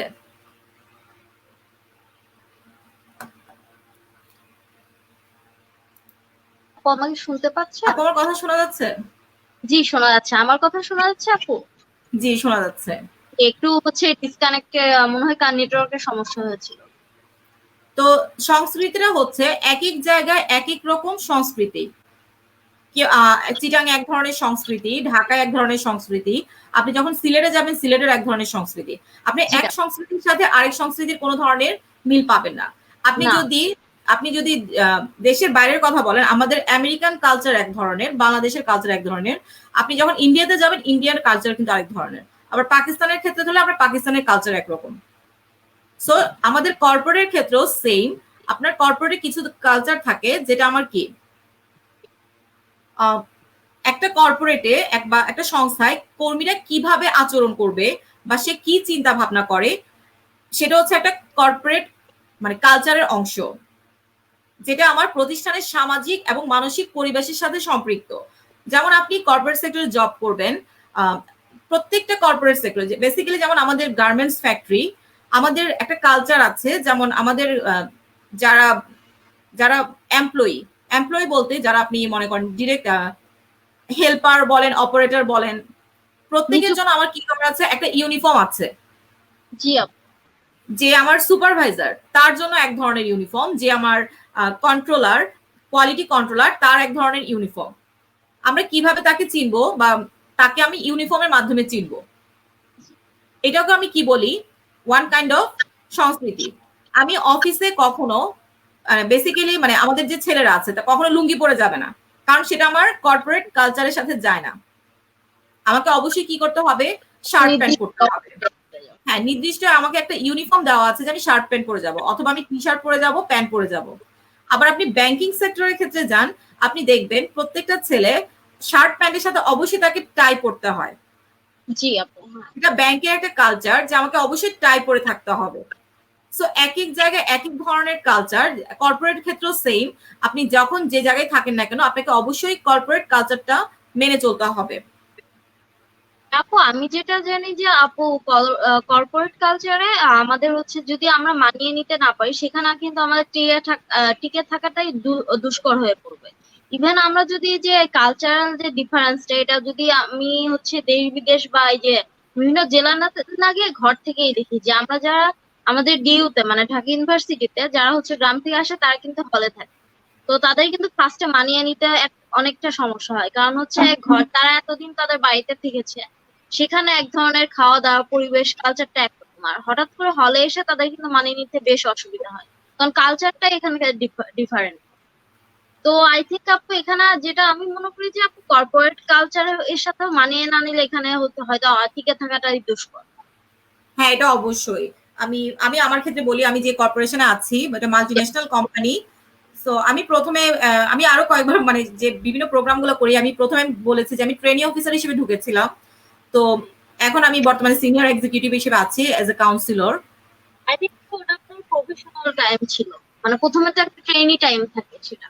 হ্যাঁ, ট্রেনিং টাইম থাকে। তো প্রথম আমরা একটা সময় আমি জিন্সের প্যান্ট পরে গিয়েছি, ফতুয়া পরে গিয়েছি, আমাকে কখনো কোনো কিছু শুনতে হয়নি, বা আমি হাই হিল পরে গিয়েছি, আমার কোনো প্রবলেম হয়নি। কিন্তু যখনই আমি কাউন্সিলিং পার্টটাতে এসেছি, তখন আমাকে কি করতে হলো, জিন্সের প্যান্টটা ছেড়ে আমাকে মানে সেলোয়ার কামিজ নিতে হলো। কারণ আমি কাউন্সিলিংটা হচ্ছে আমার মানে ওয়ার্কারদের সাথে, মানে যেখানে মানে আমার জিন্সের প্যান্টটা খাপ খায় না। আমাকে সারাদিন ফ্লোরে থাকতে হয় বা ফ্লোরে যেতে হয়, প্রোডাকশন ফ্লোরে যেতে হয়, ওয়ার্কারদের সাথে কথা বলতে হয় বা লিডারদের সাথে কথা বলতে হয়। কিন্তু ওই ক্ষেত্রে আমি মানে একটা সময় ছিল আমার জাস্ট ডেস্কটপ জব। তো সেখানে আমার জিন্সের প্যান্ট বা ফতুয়া পরে গেলে আমার কোনো ধরনের প্রবলেম হয়নি, আমি কাজ করতে পেরেছি। কিন্তু যখনই আমাকে প্রোডাকশন ফ্লোরের দিকে পাঠানো হলো, তখন আলটিমেটলি কি করতে হলো, আমার ড্রেসটা চেঞ্জ করে ফেলতে হলো, কারণ প্রোডাকশন ফ্লোরের সাথে আমার জিন্সের প্যান্টটা যায় না। তো আমাকে কি করতে হলো, মানে সংস্কৃতির খাতিরে আমাকে জিন্সের প্যান্টটা ছেড়ে দিতে হলো। কারণ এখানে আপনার অনেক ধরনের মানুষ থাকবে, আপনাকে এক এক ধরনের কমেন্টস করবে। সো আমার কথা হচ্ছে যে জায়গায় যে সংস্কৃতি, ওই সংস্কৃতিটাই মেনে চলতে পারলেই ভালো, এবং সেটা যদি আমরা অ্যাকসেপ্ট করতে পারি, তাহলে আমি মনে করি কোনো ধরনের প্রবলেম আমরা ফেস করব না। আই থিঙ্ক আপু যে পরিবেশের সাথে খাপ খাইয়ে নি আর কি, যেখানে যেরকম সেখানে সেরকম, সেই ব্যাপারটাই আমাকে হচ্ছে। সেভাবে মানিয়ে নিতে হবে। যেমন আপু এক্ষেত্রে যদি আমরা যারা হচ্ছে হায়ার স্টাডিতে যাই, যদিও টপিকটা ডিফারেন্ট, তো তো বাংলাদেশ থেকে যারা যায় তাদের হচ্ছে যখন আমেরিকাতে যেতে হয় তখন হচ্ছে সেখানে কিন্তু একদম হচ্ছে কি কোথাও হচ্ছে তাদের বিভিন্ন রাজ্যে বিভিন্ন রকম কলর, মানে এক জায়গায় হয়তো একটু গরম, কোথাও হচ্ছে শীত বেশি। তো সেখানেও কিন্তু তারা মানিয়ে নেয়। ব্যাপারটা হয়তো এরকমই যে আমরা যেখানে যাবো ওই হিসেবে মানিয়ে নিতে হবে। হ্যাঁ, আমাকে অবশ্যই কি করতে হবে, আমি যেখানে যাব আমাকে কালচার জেনে যেতে হবে। আমি যখন ইন্ডিয়াতে যাব বা আমি যখন পাকিস্তানে যাব, আমাকে জানতে হবে কোন দেশের কোন কালচার, তারা কিভাবে চলাফেরা করে। যেমন আমরা নরমালি জানি যে আমরা যখন একজন মুসলিমের সাথে কথা বলি তখন আমরা কি করি, আসসালামু আলাইকুম বলি, বা আমাদের হিন্দু বৌদ্ধ যদি কেউ থাকে আমরা আদাব বলি, কারণ আমরা আদাব। জানি। হ্যাঁ, আদাব বলি আমরা, কারণ আমাদের সংস্কৃতিটা এরকম। আমি যখন যে জায়গায় যাব আমার ওই সংস্কৃতিটাই কি করতে হবে, মানিয়ে নিতে হবে। ইভেন আপু এই যে আমরা যেটা খেয়াল করেছি যে আমি যখন ডিউতে ছিলাম, মানে ডিউতে এখন পড়ছি, প্লাস হচ্ছে অন্যান্য, আমি পাশে তো সোহরাওয়ার্দী উদ্যান and বিভিন্ন জায়গা আছে, তো দেখলাম যে সেখানে প্রায় বিদেশিরা, যে জার্মান থেকে স্টুডেন্টরা ওরা বেড়াতে আসে, এমনি বেড়াতে আসে। তো ওরা কিন্তু যখন এখানে আসে তারা হচ্ছে একদিন দেখলাম একদল ছেলে মেয়ে, তিনজন হচ্ছে ছেলে তিনজন মেয়ে। তো সবাই কামিজ পরেছে আর ছেলেরাও সবাই হচ্ছে পাঞ্জাবি পায়জামা পায়জামা সেটা পরেছে। জাস্ট এখানকার কালচার, তারাও কিন্তু এটাই ফলো করেছে, মানে এখানে এসে তারা আমাদের মতোই সেজেছে। হ্যাঁ, বেসিক্যালি আমরা যখন পহেলা বৈশাখ থাকে তখনই আমরা এই জিনিসগুলো দেখি যে বাইরের কান্ট্রি থেকে কেউ যদি আসে অবশ্যই মানে মেয়েদের ক্ষেত্রে দেখি শাড়ি পরে, তারপর আপনার ছেলেদের ক্ষেত্রে পাঞ্জাবি পায়জামা। তখন কোনো ফেস্ট ছিল না, like Pohela Boishakh normal time, like এটা হচ্ছে জুন বা জুলাই মাস, কিন্তু তারপরও তারা এটা করেছিল। এন্ড আমি যখন হেঁটে যাচ্ছি তখন সে আমাকে দেখে মুচকি হাসলো, যে এটা আমেরিকার কালচার, যে তাদের কালচার অনুযায়ী যে একটা আপু কথা আছে যে আমরা যখনই কাউকে দেখবো জাস্ট একটা স্মাইল দিয়ে তার দিকে তাকাবো। কিন্তু বাংলাদেশের ব্যাপারটা হয়তো এরকম না, আমরা রেগে রুগে তাকাই, যেরকম মুড থাকে সেরকম অনুযায়ী তাকাই। তো ওখানকার কালচারই হচ্ছে আমরা একটু স্মাইল দিয়ে সবার মানে যার সাথেই দেখা হোক, সে পরিচিত বা অপরিচিত, তাকে হাই বলবো বা এভাবে দেখা। আরেকটা জিনিস আপু যেটা মানে হচ্ছে ওখানে যেটা মানে যে আমরা লাইক হচ্ছে একজন, আমরা দরজা দিয়ে ঢুকছি তো হচ্ছে ওই যে যে লক সিস্টেমের দরজাগুলো আরেক টেনে ধরে রাখতে হয় না, তো ওটা হচ্ছে আরেকজন কিন্তু টেনে ধরে রাখে না, নিজে কোনো মতে আরেকজনের সাথে ঢুকে যেতে পারলে হলো, নয়তো নিজের ঢুকে লাগিয়ে দিবে। তো ওখানকার সিস্টেম যেটা হচ্ছে যে আপু নেক্সট যে আমার পরে আসবে তাকে যদি আমি দেখে থাকি বা সে হচ্ছে আমার চেয়ে এক রোড দূরেও থাকে বাট আমি তাকে দেখতে পাচ্ছি, আমার কাজ হচ্ছে আমি ওটা ধরে ওভাবে তার জন্য টেনে দাঁড়িয়ে থাকি। এটা হচ্ছে আপু তাদের কালচার, মানে এক এক জায়গায় এক এক কালচার, মানে ভদ্রতা। কিন্তু আমাদের এখানে কিন্তু এটা মানে ভাবাই একটু অন্যরকম, যে তো কেউ তার জন্য টেনে ধরে দাঁড়িয়ে থাকবে, এটা ভাবাই যায় না। উল্টো কোনো মতে অন্যর সাথে ঢুকে যেতে পারলে হলো, না নিজে ঢুকে লাগিয়ে দেবে, এটাই হচ্ছে আমাদের। আমাদের বাংলাদেশের সংস্কৃতি। যদি শুনতে একটু খারাপই শোনায় বাট কিছু করে না, এটাই আমাদের সংস্কৃতি। আমাদের এটাই সংস্কৃতি, আমাদেরকে মানিয়ে নিতে হবে। আচ্ছা, আমি এখন পরবর্তী স্লাইডে যাব। What is the importance of corporate culture, মানে আমাদের কর্পোরেট কালচার কেন গুরুত্বপূর্ণ। আমাদের হাই প্রোডাক্টিভিটি বৃদ্ধির জন্য আমাদের কর্পোরেট কালচার অনেক বেশি কার্যকর। আমি এবং আমার নিয়োগকর্তা প্রত্যাশা পূরণ করতে, কোম্পানির প্রত্যাশা পূরণ করতে কর্পোরেট কালচার অবশ্যই গুরুত্বপূর্ণ। নিখুঁত দক্ষতা অর্জনের ক্ষেত্রে কর্পোরেট কালচার অনেক বেশি গুরুত্বপূর্ণ। পারিশ্রমিক এবং শুল্কের প্রত্যাশা করতে কর্পোরেট কালচার অনেক বেশি গুরুত্বপূর্ণ। আমি আর এটা সামনে আমি আর এটা ডিটেলস বলবো না, কারণ অলরেডি আমি অনেক কিছু বলে ফেলেছি এটা জি সম্পর্কে। তো আমি পরবর্তী স্লাইডে যাচ্ছি। Please carry on. এরপর আমাদের আলোচনা বিষয় হচ্ছে কর্পোরেট কমিউনিকেশন। আমরা নর্মালি যেটা কমিউনিকেশন বলতে বুঝি যে যোগাযোগ, একজনের সাথে একজনের যোগাযোগ। কর্পোরেটের ক্ষেত্রেও সেম, আপনি কর্পোরেট সেক্টরে যখন কাজ করতে যাবেন আপনাকে প্রতিটা ডিপার্টমেন্টের সাথে আপনাকে কি করতে হবে, অবশ্যই কমিউনিকেশন বিল্ড আপ করতে হবে। আপনি এইচআর জব করেন, আপনাকে এইচআর এর সাথে আপনার যে আইটি রিলেটেড সেক্টর আছে, তারপর আপনার প্রোডাকশন সেক্টর আছে, আপনার কোয়ালিটি সেক্টর আছে, অ্যাকাউন্ট সেক্টর আছে, আপনার প্রত্যেকটা সেক্টরের সাথে আপনাকে কি করতে হবে, কমিউনিকেশন বিল্ড আপ করতে হবে। এটাই হচ্ছে আমার কর্পোরেট কমিউনিকেশন, একজনের সাথে একজনের যোগাযোগ।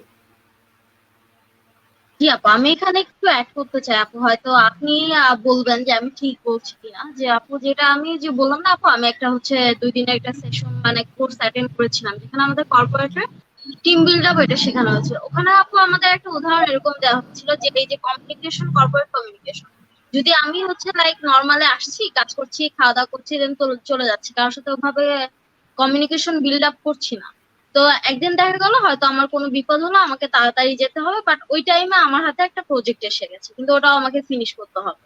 কিন্তু আলটিমেটলি দেখা গেল হয়তো আমি আমার কলিগ রহিমকে বললাম যে হ্যাঁ ভাইয়া আপনি একটু দেখেন, আমি যাচ্ছি।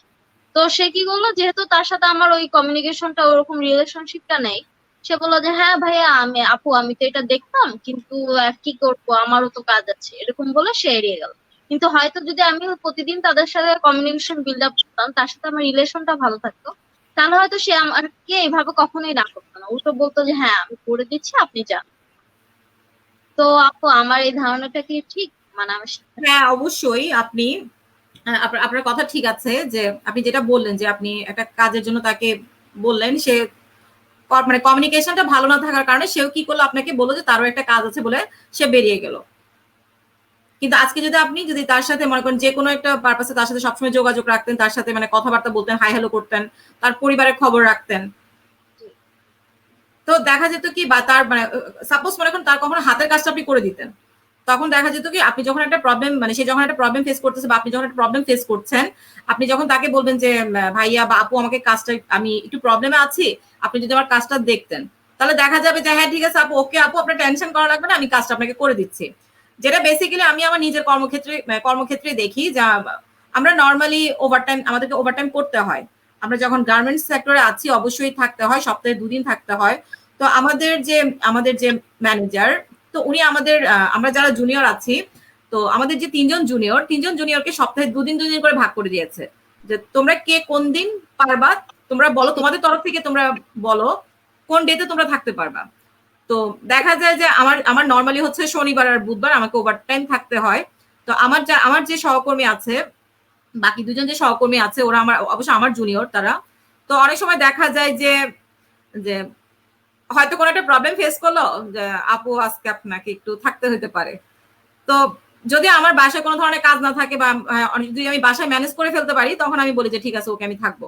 বা অনেক সময় আমি তাদেরকে বলি যে আমাকে যদি কখনো থাকতে হয়, দরকার হলে তুমি আমাকে একদিন আগে ইনফর্ম করো বা রাতের বেলা ইনফর্ম করে দাও যে আপু আপনাকে আগামীকাল আমার জায়গায় আপনাকে একটু থাকতে হতে পারে। তো ওরা কি করে, ঠিক ওইভাবেই ম্যানেজ করে যে আপু আপনাকে হয়তো কালকে একটু থাকতে হতে পারে, কালকে থাকতে হতে পারে বা পরের দিনে আমি আপনারটা করে দিব, ওভারটাইমটা করে দিব। সো আমাদের মধ্যে যে এই যে কথাবার্তার মাধ্যমে যে আমরা কমিউনিকেশন মানে ওভারটাইমটা করি, মানে এই জিনিসটা হচ্ছে অন্যরকম ব্যাপার-স্যাপার। যে একটা কর্পোরেট সেক্টরে থাকতে হলে আপনার টিম ওয়াইজ যদি কাজ করতে না পারেন, তাহলে আমার মনে হয় না কর্পোরেট সেক্টরে আপনি টিকে থাকতে পারবেন। আর আমি যে প্রতিষ্ঠানে আছি আল্লাহর রহমতে যে ৯ বছর আমার রানিং চলছে, আমার কখনো মানে জবটা ছাড়তে মন চায় না যখন আমি আমার সহকর্মীগুলোর কথা মনে করি। বা কোনো সহকর্মী যদি রিজাইন দিয়ে চলে যায়। হ্যাঁ, জি আপু? যে মানে ব্যাপারটা হচ্ছে আপনার ওইটা হচ্ছে হয়তো সেকেন্ড বা থার্ড ফ্যামিলি এরকম হয়ে গিয়েছে ব্যাপারটা। আমি আর এখানে সেকেন্ড থার্ড আমি মনে করি নিজের ফ্যামিলি মেম্বারের মতোই। এটাই মেবি আপু, আমি যেটা জানি যে আমাদের কর্পোরেট কালচারের হচ্ছে একটা ভালো দিক, মানে আমাদের দেশের মিডিয়াম কোম্পানি হোক বা হচ্ছে তার চেয়ে একটু হায়ার কোম্পানি, এখানে কর্পোরেট কালচারটার পরিবেশটা অনেক ইনরিচ, মানে অনেক বেশি সুন্দর। সো যদি যেটা আপনি বলছেন, হ্যাঁ হ্যাঁ, অনেক বেশি মানে আপনি যদি কর্পোরেট সেক্টর আপনি যদি নিজ থেকে মিশতে পারেন, হ্যাঁ অনেক সময় কর্পোরেট সেক্টরে আপনি মিশতে গেলে অনেক ধরনের নেগেটিভ কথাবার্তা আসবে।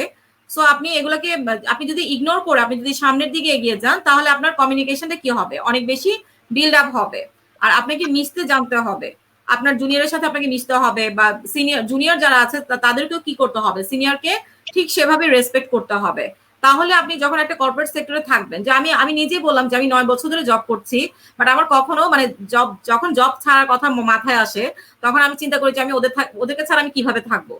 বা যারা রিজাইন দিয়ে চলে যায়, দেখা যায় যে মানে অনেক ভালো সম্পর্ক থাকার কারণে চাকরি ছেড়ে চলে গেলেও তাদের সাথে আমাদের একটা ভালো সম্পর্ক থেকে যায়, আছে যেটা কর্পোরেট সেক্টরে অনেক বেশি জরুরি। এমনও আছে আপনার যেমন আমাদের এখানে বিভিন্ন ধরনের কোম্পানি আছে, আমরা তো বেসিক্যালি গার্মেন্টস কোম্পানিতে।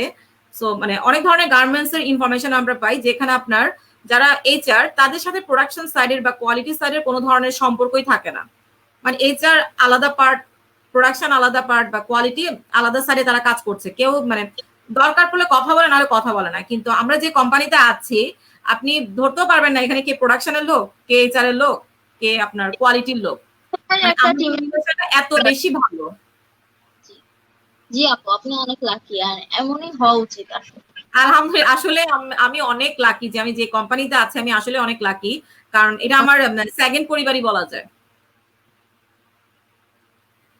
তো যেটা আপু, যেটা আমি কর্পোরেট কমিউনিকেশনে বললাম, যে আপনার কর্পোরেট কমিউনিকেশন এই জিনিসটা সবচেয়ে বেশি জরুরি। যে আপনি যত বেশি আপনি সবার সাথে ভালো থাকতে পারবেন, আপনি তত বেশি সামনের দিকে আগাতে পারবেন।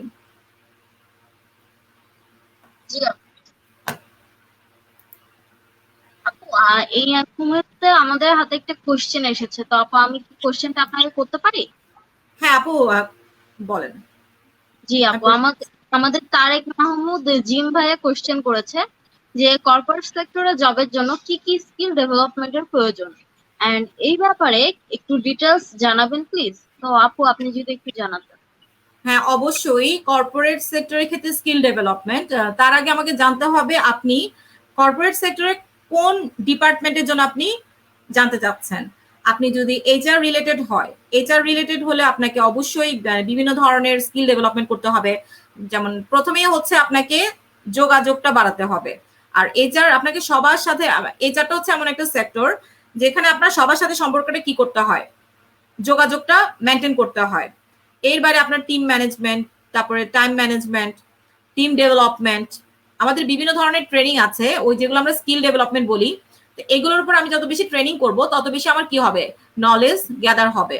আপনি যদি প্রোডাকশন সাইডের লোক হন, আপনাকে অবশ্যই একটা প্রোডাকশন রিলেটেড যে যে ট্রেনিং গুলো প্রয়োজন, যেমন আপনি একটা ফ্যাক্টরির জন্য কয়টা মেশিন প্রয়োজন, একটা একটা লাইনের জন্য কয়টা মেশিন প্রয়োজন, কতজন আপনার এমপ্লয়ি দরকার ওই লাইনের জন্য, কতজন হেল্পার দরকার, কতজন অপারেটর দরকার, বা কতজন কোয়ালিটি দরকার, আপনাকে এটা সম্পর্কে নলেজ গেদার করতে হবে। আপনি যদি আই এর লোক হন, আপনার যেমন ইন্ডাস্ট্রিয়াল ইঞ্জিনিয়ারিং, যেটাকে আমরা ওয়ার্ক স্টাডি বলি, বা ইন্ডাস্ট্রিয়াল ইঞ্জিনিয়ারিং, তো আপনি কতটুক সময়ের মধ্যে একটা অপারেটরকে দিয়ে আপনি গার্মেন্টসটা তৈরি করাতে পারবেন, ওটা সম্পর্কে দক্ষতা অর্জন। আপনার বিভিন্ন সাইডের বিভিন্ন ধরনের আপনার স্কিল ডেভেলপমেন্ট আছে। আপনাকে আগে দেখতে হবে যে আপনি আসলে কোন সাইডটা আপনি যেতে যাচ্ছেন। আপনি যে সাইডটাতে যেতে যাচ্ছেন সেই সাইডটার উপর বেস করে আপনার স্কিলটা ডেভেলপমেন্ট করতে হবে। আপনার এইচআর সাইড এক ধরনের, প্রোডাকশন সাইড এক ধরনের, আই সাইড এক ধরনের। আপনি যদি শিক্ষকতা পেশায় যেতে চান সেটা হচ্ছে এক ধরনের। আপনি যদি ব্যাংকিং সেক্টরে যেতে চান, প্রত্যেকটা সেক্টরের জন্য আলাদা আলাদা স্কিল ডেভেলপমেন্টের বিভিন্ন ধরনের ট্রেনিং করানো হয়। সো আপনি যেখানে মানে যেতে চাচ্ছেন, আপনি ওইটার উপর বেস করে আপনি আপনার স্কিলটা ডেভেলপমেন্ট করে নেবেন। আপু আমাদের হাতে আরেকটা কোশ্চেন এসেছিল, আমি কি করতে পারি আপনাকে? হ্যাঁ জি আপু, করতে পারেন। যে আমাদের আনোয়ারুজ্জামান আজাদ, হ্যাঁ আপু আমার স্ক্রিনটা একটু ব্ল্যাক আসছিল, পড়া যায়নি। তো উনি কোশ্চেন করেছে যে how to we build corporate presentation skills. আপু এখন এই সম্বন্ধে যদি একটু বলতেন। প্রেজেন্টেশন স্কিল বাড়ানোর জন্য আমি আসলে মানে ওনার প্রশ্নটা আমি অ্যাকচুয়ালি মানে আপু কোশ্চেনটা আমি তো একবার বলি, how to we build corporate presentation skills. How to we build corporate presentation skill. আমি জি যেটা বললাম, আমাকে প্রথমে যে জিনিসটা করতে হবে, প্রেজেন্টেশন স্কিল বলেন বা যে কোনো ধরনের স্কিলই বলেন, আমাকে প্রথমে যোগাযোগটা ভালোভাবে বৃদ্ধি করতে হবে। আপনাকে team team team build up করতে হবে। আপনি যার সাথে কাজ করবেন, আপনি যাদের সাথে কাজ করবেন, টিম বিল্ডিংটা সবচেয়ে বেশি জরুরি। আমরা নর্মালি জানি গ্রুপ এবং টিম দুটার মধ্যে ডিফারেন্স ব্যাপার। আপনি গ্রুপিং দিয়ে কিন্তু আপনি কখনো কোনো কিছু আদায় করতে পারবেন না, বাট আপনি যদি টিম ওয়ার্ক করেন, আপনি অনেক কিছু টিম থেকে পাবেন। কর্পোরেটের ক্ষেত্রে আপনাকে আরো বেশি যে স্কিলগুলো ডেভেলপমেন্ট করতে হবে, যেমন আপনার এটাকে কি বলে, আপনার ইংলিশের দক্ষতা থাকতে হবে, আপনার যে বিভিন্ন ধরনের যে আপনার কম্পিউটারের যে কোর্সগুলো, যেটাকে আমরা এক্সেল কোর্সগুলো বলি, এগুলো আপনাকে জানতে হবে। সো এই ধরনের স্কিলের মাধ্যমে আপনি আপনার কর্পোরেট সেক্টরে কি করতে পারবেন, আপনি আপনার দক্ষতা অর্জন করতে পারবেন।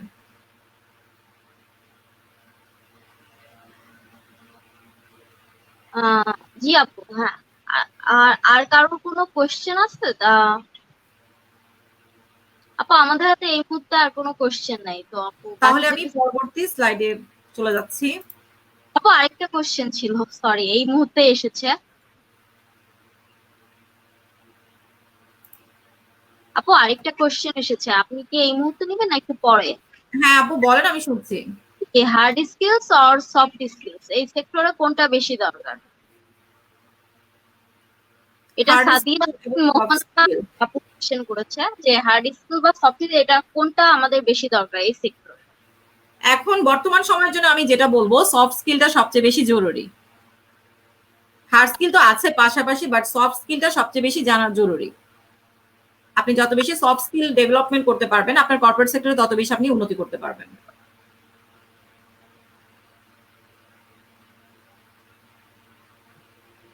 জি আপু, আমরা নেক্সট স্লাইডে চলে যাই আপু, আর কোন কোশ্চেন নেই।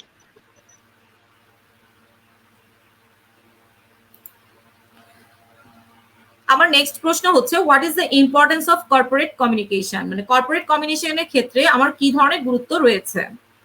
এটি আমাদের কর্মক্ষেত্রে যে মনোবল আছে সেটা বাড়াতে সাহায্য করে কমিউনিকেশন। আমি এই যে বললাম, আমি আজকে দীর্ঘ 9 বছর ধরে চাকরি করছি, বাট যখনই মানে চিন্তা করি যে আমি জবটা চেঞ্জ করব বা জবটা ছেড়ে দিব, তখন মানে আমার কাছে খারাপ লাগে। কেন খারাপ লাগে? কারণ যে এত বছর ধরে আমি আছি এবং ওদের সাথে একটা মানে এমন একটা মানে রিলেশন তৈরি হয়েছে, যখনই আমি চাকরি ছাড়া চিন্তা করি বা আমি চিন্তা করি যে না আমি জবটা চেঞ্জ করব, তখন মনে হয় যে না আমি মানে এই যে ওদের কাছ থেকে একটা ইয়ে পাচ্ছি, এটাকে কি বলে আপনাকে, যে বিভিন্ন ধরনের সাহায্য। সো এই জিনিসটা সবার তরফ থেকে আসবে না বা সব কোম্পানি থেকে আসবে না।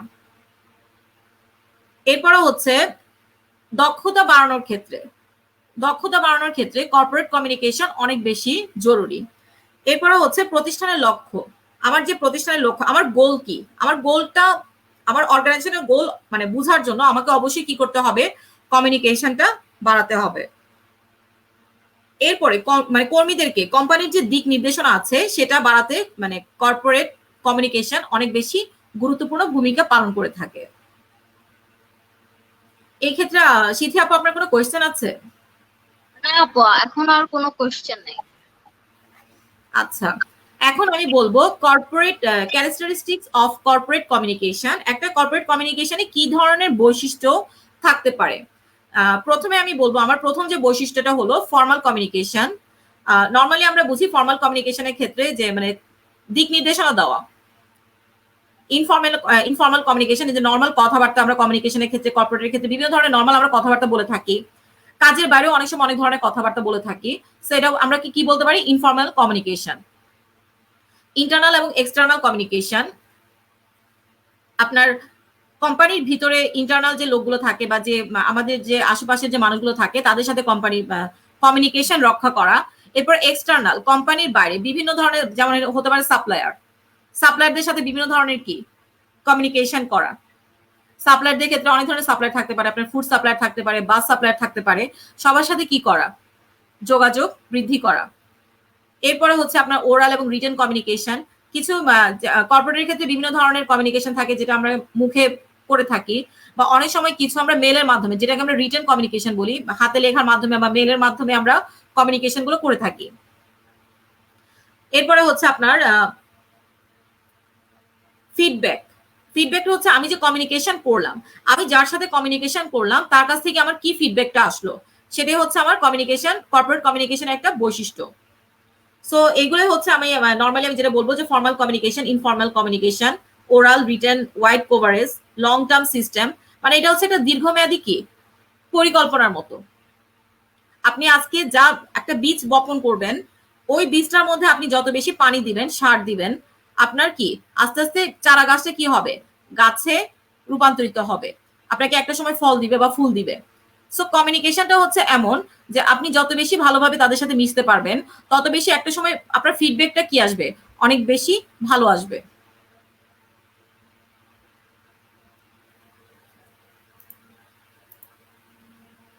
এরপরে হচ্ছে importance of corporate communication. Corporate কমিউনিকেশনের গুরুত্বটা কি? প্রথম হচ্ছে ইন্টারনাল কোঅর্ডিনেশন, মানে একটা মানে বিভিন্ন ধরনের ডিপার্টমেন্টের সাথে আপনার যে সমন্বয়। আমি প্রথমেই বলেছি যে আপনি এইচআর এ জব করেন, আপনার সাথে আইটি ডিপার্টমেন্টের একটা লিঙ্ক থাকবে, আপনার সাথে প্রোডাকশনের একটা লিঙ্ক থাকবে, আপনার সাথে কোয়ালিটির একটা লিঙ্ক থাকবে। এই যে ইন্টারনাল কোঅর্ডিনেশনটা, এটা কর্পোরেট কমিউনিকেশনের ক্ষেত্রে অনেক বেশি জরুরি। এরপরে হচ্ছে connecting link with the outside world, বিভিন্ন ধরনের আউটসাইড মানে বিশ্বের সাথে কি করা, যোগাযোগ বৃদ্ধি করা, একটা কানেকশন তৈরি করা।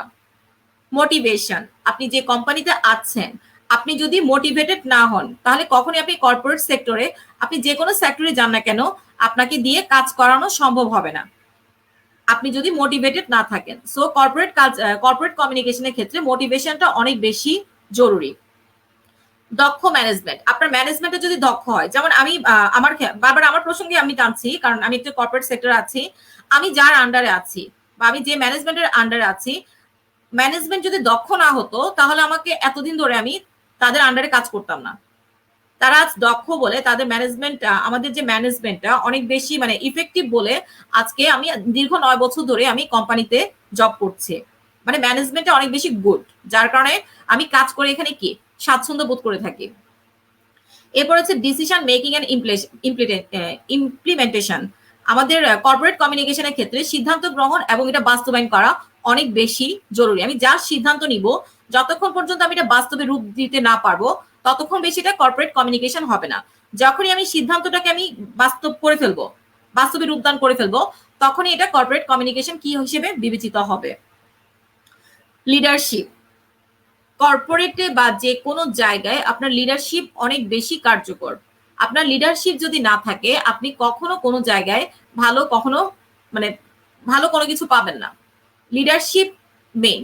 আপনি যার আন্ডারে কাজ করবেন সে যদি আপনার বসি টাইপের হয় তাহলে আপনি সেখানে কাজ করে মজা পাবেন না। কিন্তু আপনি যদি একজন লিডারের আন্ডারে কাজ করে থাকেন, একজন লিডার অবশ্যই তাকে কি করে, পথ দেখায়। একজন লিডারশিপ মানে হচ্ছে পথ দেখানো, কাজটা করায় নেওয়ার যে একটা মানে কি বলবো আমি আপনাকে, লিডারশিপ সর্বত্র। লিডারশিপ এমন একটা পদ্ধতি যে পদ্ধতির মাধ্যমে আপনি জুনিয়রকে দিয়ে কাজটা আদায় করে নেবেন। এরপরে হচ্ছে আপনার কারেক্টিভ মানে সঠিক পদক্ষেপ। আপনার সঠিক সময়ে সঠিক পদক্ষেপ নেওয়াটা হচ্ছে কর্পোরেট কমিউনিকেশনের একটা অংশ। আপনার কাজটা দ্রুত সম্পাদন করা কর্পোরেট কমিউনিকেশনের অংশ। ডিসিপ্লিন এবং পিচ। ডিসিপ্লিন আপনার যে কোনো কর্পোরেট সেক্টরের ক্ষেত্রে ডিসিপ্লিন সবচেয়ে বেশি জরুরি। আপনি শান্তি খুঁজতে চান, আপনাকে শান্তি বজায় রাখতে হলে আপনাকে অবশ্যই কি করতে হবে, ডিসিপ্লিনের থেকে কাজ করতে হবে। তারপরে বিভিন্ন ধরনের ট্রেনিং আছে, বিভিন্ন ধরনের ট্রেনিং এর মাধ্যমে আমি আমার কর্পোরেট কমিউনিকেশনটা বিল্ড আপ করতে পারি।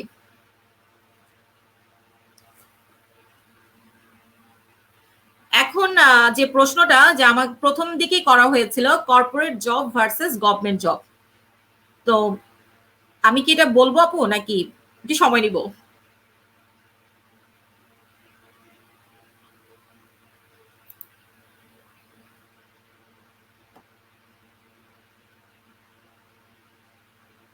সিদ্ধি আপু আমাকে শোনা যাচ্ছে?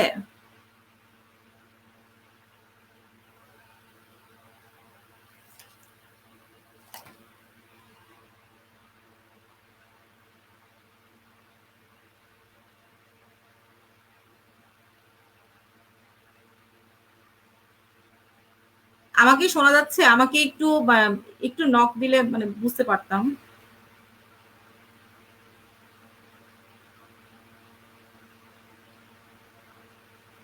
ফেসবুকে একটু কমেন্টস করলে আমি একটু মনে হয় ধরতে পারতাম, ফেসবুকে কমেন্টস করলে।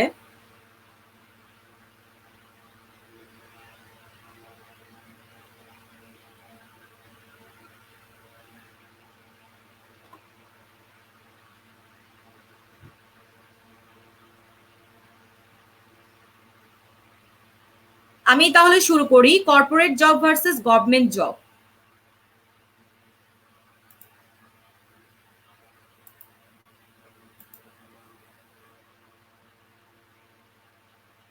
আমার কর্পোরেট জবের ক্ষেত্রে আমি গভর্নমেন্ট জব এবং কর্পোরেট জবের ক্ষেত্রে আমি যে প্রবলেমটা ফেস করি বা যেটা আমি বলবো যে আপনার গভর্নমেন্ট জবের ক্ষেত্রে কোনো বস নেই। আপনার গভর্নমেন্ট জবে আপনার সবাই যার যার মতো করে বস। কিন্তু আপনি যেখানে কর্পোরেট জব করবেন সেখানে আপনার উপর অবশ্যই একজন কি থাকবে, বস থাকবে, যে আপনাকে সবসময় দিক নির্দেশনা দিবে। গভর্নমেন্ট জবের ক্ষেত্রে এটা হচ্ছে সিকিউর জব, যে আপনার চাকরি চলে যাওয়ার কোনো সম্ভাবনা নেই। এটা আপনার যতদিন পর্যন্ত আপনি অবসর গ্রহণ না করবেন ততদিন পর্যন্ত এটা কি একটা চলমান প্রক্রিয়ার মতো কি করবে, গভর্নমেন্ট জবটা চলতে থাকে। বাট কর্পোরেট জবের ক্ষেত্রে আপনার কোনো জব সিকিউরিটি নেই। আজকে আমার চাকরি আছে, আমি বলতে পারবো না কালকে আমার চাকরি আছে কি নাই, সেটা হচ্ছে কর্পোরেট জব। যেখানে আমার গভর্নমেন্ট জবের ক্ষেত্রে জবটা পুরোটাই সিকিউর। কিন্তু কর্পোরেট জবের ক্ষেত্রে আমি আজকে জবে আছি, কালকে আমার চাকরি আছে কি নাই সে ব্যাপারে আমার কোনো সিকিউরিটি নাই। আমার গভর্নমেন্ট জবের ক্ষেত্রে আমার যে স্যালারিটা সেটা হচ্ছে লো ইনকাম, কিন্তু আমার কর্পোরেট জবের ক্ষেত্রে আমার হাই স্যালারি পর্যন্ত যাবে, কিন্তু এখানে অনেক বেশি স্ট্রেস কাজ করে, যে আমাকে সারাদিন টেনশনের মধ্যে থেকে আমাকে কাজ করতে হয়, যেটা আমার গভর্নমেন্ট জবের ক্ষেত্রে একদম টোটালি স্ট্রেস ছাড়া। আমি কি বুঝাতে পেরেছি কথাগুলো? জি আপু, আপনার কথা খুব সুন্দরভাবে বোঝানো গেছে। আর আপু, আমি যেটা মানে মনে করি, এমনি গভর্নমেন্ট জব এন্ড কর্পোরেট জবে যেটা মানে আমি যেটা জানি যে আপু, যে গভর্নমেন্ট জবে যে লাইক আমি চাকরিটা যাওয়ার সম্ভাবনা কম, যে আপনাকে যে ছাড়িয়ে দেবে ওই সম্ভাবনাটা কম, বাট অ্যাজ এ টিম হিসেবে কাজ করা, ওই রিলেশনশিপটা বিল্ড আপ করা, ওটা ওখানে নাই, লাইক ছন্ন ছাড়া একটা পরিবেশ থাকে। কিন্তু কর্পোরেট জবে আমাদের এই সুযোগটা থাকছে, তাই না আপু? হ্যাঁ, অবশ্যই। আমি নরমালি আমি একটা কথা বলি, মানে এটা একটা ছন্দের মতে বলা যায়, যে যদি আপনি আপনার সমাজের জন্য কাজ করতে চান, যদি আপনি আপনার সমাজের জন্য কাজ করতে চান এবং সুখী জীবন যাপন করতে চান, তাহলে আপনি সরকারি খাতে কি করুন, চেষ্টা করুন। আর আপনার সুখ যদি ব্যক্তিগত বিকাশের জন্য হয়, যেটা আপনার নিজের আত্মতৃপ্তির জন্য, তাহলে আপনি অবশ্যই কর্পোরেট খাতে যান। যদি আমি আমার সমাজের চিন্তা করি, তাহলে অবশ্যই আমি কি করব, যে আমি গভর্নমেন্ট জবে যাব, যেখানে অনেক বেশি আরাম। আমি আমার এটাকে কি বলবো, হ্যাঁ, যেমন আমার যে দাদা ছিলেন তিনি সরকারি জব করতেন, তো উনি বর্তমানে নেই, মারা গেছেন। সরকারি জব মানে অনেক বেশি আরামই বলা যায়। কিন্তু আমার যে মানে বাবা, উনি সরকারি জবে যায়নি, উনি বেসরকারি জব করে। কারণ সরকারি জবের ক্ষেত্রে দেখা যায় যে আপনার ইনকামটা একদম লো। আপনার ছেলে মেয়ে যদি বেশি থাকে তখন আপনার ছেলে মেয়েগুলো চালানো অনেক কষ্ট হয়ে যায়। কিন্তু আপনি বেসরকারি ক্ষেত্রে ধরেন, আপনি যত বেশি পরিশ্রম করবেন আপনার স্যালারি তত বেশি কি অনেক বেশি হবে। আপনার দক্ষতা কাজে লাগাতে পারলে আপনি একটা সময় অনেক মানে অনেক দূর যেতে পারবেন, যেটা গভর্নমেন্ট জবের ক্ষেত্রে নেই। একজন ভাই আনোয়ারুজ্জামান আজাদ ভাইয়া কমেন্ট করেছে যে government job is secure but corporate job is insecure, হ্যাঁ, আমি তো আনসিকিউর। প্রথমেই বললাম যে আপনার গভর্নমেন্ট জব সিকিউর, এক্ষেত্রে আপনার চাকরি যাওয়ার কোনো সম্ভাবনা নেই। আপনার উপর ইমিডিয়েট কোনো বস নেই। আপনার সরকারি জবে সবাই বস, যে যার যার মতো করে বস। কিন্তু আপনি কর্পোরেট জবের ক্ষেত্রে যান, আপনার উপর একজন বস থাকবে যে আপনাকে সবসময় কি করবে, দিক নির্দেশনা দিয়ে থাকবে। আপনার কাজের যদি একটু ভুল হয়, এই ক্ষেত্রে আপনার কোনো ক্ষমা নেই। আপনি আজকে চাকরি করছেন, আপনি এখনো জানেন না আপনার কালকে চাকরি আছে কি নাই। সো এই ক্ষেত্রে কর্পোরেট জবটা অনেক বেশি স্ট্রেসফুল বা অনেক বেশি রিস্কি, যেটা আপনার গভর্নমেন্ট জবের ক্ষেত্রে 100% আপনি রিস্ক ফ্রি, যে আপনাকে টেনশন করতে হবে আপনার চাকরি আজকে আছে কি নাই। আর তাহিন জাবিন চৌধুরী কমেন্ট করেছেন যে 100% secure and relaxing job is government job and COVID-19 clearly shows us real scenario. তো আপু, এই ব্যাপারে কি বলবেন এখন? ধন্যবাদ তাহিন জাবিন চৌধুরী, আপনাকে অসংখ্য ধন্যবাদ প্রশ্ন করার জন্য। যেটা আসলে বেসিক্যালি আমি সত্য বলবো যে আমাদের আমি যে বর্তমান ফ্যাক্টরিতে আছি, কোভিড-19 এর পর আমি যে প্রবলেমটা ফেস করেছি বা যারা প্রবলেমটা ফেস করেছে, আমাদের 3 মাসের লে অফ ছিল। তো 3 মাস আমরা যেদিন আমাদের ফ্যাক্টরি বন্ধ হয়ে যায় 25শে মার্চ। তো যখন আমরা সবাই সবার কাছ থেকে বিদায় নিয়ে আসি, তখন আমরা কেউ কিন্তু জানতাম না যে আমাদের 3 মাসের লে অফে অনেক বেশি রিট্রেন্সমেন্ট হবে বা ছাঁটাই হবে, বা আজকে আমি যার সাথে কথা বলছি সে সহকর্মী আমার সাথে থাকবে না। তো 25শে মার্চ যখন আমরা মানে একসাথে সবাই বের হই, সবাই কথাবার্তা বলে বের হই, মানে আমরা তখন মানে আমরা সবাই দুষ্টুমি মানে আমরা আমরা জানি যে আমরা আবার ফিরে আসবো, সবাই আসবো। যদি আমরা কেউ মারা না যাই, আল্লাহর রহমতে সবাই ফিরে আসবো। মানে আমাদের ধারণাটা ছিল এরকম। কিন্তু যখন 3 মাসে আমরা লে অফে পড়ে গেলাম, তখন হঠাৎ করে যখন আমাদের ওই যে বায়ারদের তরফ থেকে অর্ডার আসা বন্ধ হয়ে গেল, কারণ তখন কানাডা, ইউএস, আপনার আমেরিকার সাইডে, তখন কি ইউকে সাইডে অনেক বেশি এত বেশি মানে আক্রান্ত হয়েছে যে অলরেডি বায়ার তাদের মানে যে এটাকে কি বলে অর্ডারটা দেয়, অর্ডারটা তখন কি হয়ে যায়, মানে ক্যান্সেল হয়ে যায়। সো এই ক্ষেত্রে কি করতে হয়, আমাকে যখন কর্পোরেটটা রান করতে হবে, তখন আমাকে কি করতে হয়, কিছু লোক ছাঁটাই করতে হয়। তো এই ক্ষেত্রে দেখা যায় যে মানে আমাদের মানে অনেক সহকর্মী আমাদের জবটা কি করে, হারায়। কারণ আমাকে তখন কি করতে হবে, অর্ডারটা ধরে রাখতে হবে, ফ্যাক্টরিটা বাঁচাতে হবে। তো এই ক্ষেত্রে আমি বলবো যে অবশ্যই মানে কোভিড-19 আমাদেরকে আসলে অনেক শিক্ষা দিয়েছে যে যারা সরকারি জব করেছে তাদের এই ক্ষেত্রে কোনো ধরনের প্রবলেম ফেস করতে হয়নি, কিন্তু কর্পোরেট সেক্টরের ক্ষেত্রে আমাদের এই প্রবলেমটা ফেস করতে হয়েছে। ইভেন আমি নিজেও প্রবলেম, মানে আমি নিজেও স্ট্রেসে ছিলাম যে আমার চাকরিটা থাকবে কি থাকবে না। আপু আই থিঙ্ক হচ্ছে যে আমাদের ওই যে বলে না যে আমাদের ভাগ্যের 100%-এ 10%, 90% আমাদের হাতে, বাট হচ্ছে 10% হচ্ছে মানে আনসার্টেনটি, এটা হয়তো বিধাতারই হাতে। তো আই থিঙ্ক এটা আমাদের যে কোভিড এর অবস্থা, এটা হয়তো আমরা কেউই রিয়েলাইজ করতে পারিনি, আসলেও পারিনি যেটা। তো এই 10% আসলে ধরা উচিত না, আই গেস। তো এই ক্ষেত্রে আমি মানে সমবেদনা জানাবো মানে যে তাহিন জাবিন চৌধুরী আপনাকে, যে আসলে আপনি সত্যি কথাই বলেছেন যে এই ক্ষেত্রে আমি আমার গভর্নমেন্ট জবটাকে আমি সিকিউর বলবো, জি। বাট আদার্স ক্ষেত্রে আমি বলবো যে না, আমি আমার ক্ষেত্রে বলবো যে না, কর্পোরেট সেক্টরটাই বেস্ট যদি আপনি আপনার নিজের সন্তুষ্টির ক্ষেত্রে আপনি জব করতে চান। যদি আপনি নিজের নিজের আত্মবিকাশ করাতে চান তাহলে আপনি অবশ্যই কর্পোরেট জব মানে সেক্টর আপনি প্রেফার ফিল করবেন, যদিও এখানে সিকিউরিটিটা অনেক বেশি কম। আনোয়ারুজ্জামান আজাদ ভাইয়া আবার বলেছেন যে government job is risk free but corporate job is riskable. তো আপু এ ব্যাপারে এটা আসলে হ্যাঁ, সত্যি। অবশ্যই রিস্ক ফ্রি। যে আমি আপনাকে বললাম যে কোভিড-19 এর পরে আপনার গভর্নমেন্ট সেক্টর আপনি কয়জন শুনেছেন যে চাকরি চলে গেছে, বা কয়জন হা-হুতাশ করেছে যে আমার চাকরিটা আছে কি নাই? কিন্তু কর্পোরেট সেক্টরের ক্ষেত্রে এত বেশি ছাঁটাই হয়েছে, কারণ প্রত্যেকে মানে সবসময় টেনশনে থাকতো কার চাকরি আছে কার চাকরি নেই। তো কর্পোরেট সেক্টরের ক্ষেত্রে এটা অবশ্যই রিস্কি, এবং গভর্নমেন্ট জবের ক্ষেত্রে অবশ্যই রিস্ক ফ্রি। আপু ফাইরুজ সামিয়া ইসলাম কমেন্ট করেছে যে সে আপনার কাছে অ্যাকচুয়ালি একটু পরামর্শ বা সাহায্য চাই, মানে এই ক্যারিয়ারের ব্যাপারে। যে সে বলেছে which job is better, government job or private? Personally I feel confused, please আপু help me to remove my confusion. তো আপু প্লিজ ওনাকে একটু হেল্প করেন কনফিউশন রিমুভ করার ধন্যবাদ। জন্য। আমি বলবো যে হুইচ জব ইজ বেটার, আমি বলবো both job is better, both. আমি প্রথমে আমি কিছুক্ষণ আগে একটা কথা বলেছি, যদি আপনি আপনার সমাজের জন্য কিছু করতে চান অথবা আপনি নিজে সুখী জীবন যাপন করতে চান, মানে আমি একটু রিল্যাক্স জব করব, সেই ক্ষেত্রে আপনি সরকারি জবটাকে বেছে নিতে পারেন। আর আপনি যদি বলেন যে না, আমি অনেক বেশি পরিশ্রমী, আমি নিজের মানে নিজের আত্মোন্নয়ন করব, আমি আরো বেশি ডেভেলপ করতে চাই, বা আমার আমার পরিশ্রম আমার কোনো ধরনের কোনো ধরনের কোনো কিছুতে হ্যাম্পার করবে না, তাহলে আপনি আপনি অবশ্যই কর্পোরেট সেক্টরে যেতে পারেন। এটা হচ্ছে সম্পূর্ণ ডিপেন্ড করবে আপনি কোনটাতে যেতে যাচ্ছেন। আপনি কি রিল্যাক্স জবটা চাচ্ছেন নাকি আপনি পরিশ্রমের জবটা চাচ্ছেন? আপনি যদি পরিশ্রমের জবটা চান তাহলে আপনি কর্পোরেট সেক্টরে আসতে পারেন। আর আপনি যদি বলেন না যে আমি রিল্যাক্স জব চাচ্ছি, মানে আমি চাকরি করব, ঘর করব, সংসার সামলাবো, আমি সামাজিকতা সবকিছু মেনটেন করব, তাহলে আপনি এই ক্ষেত্রে গভর্নমেন্ট জবটা প্রেফার করতে পারেন। It's depend on you.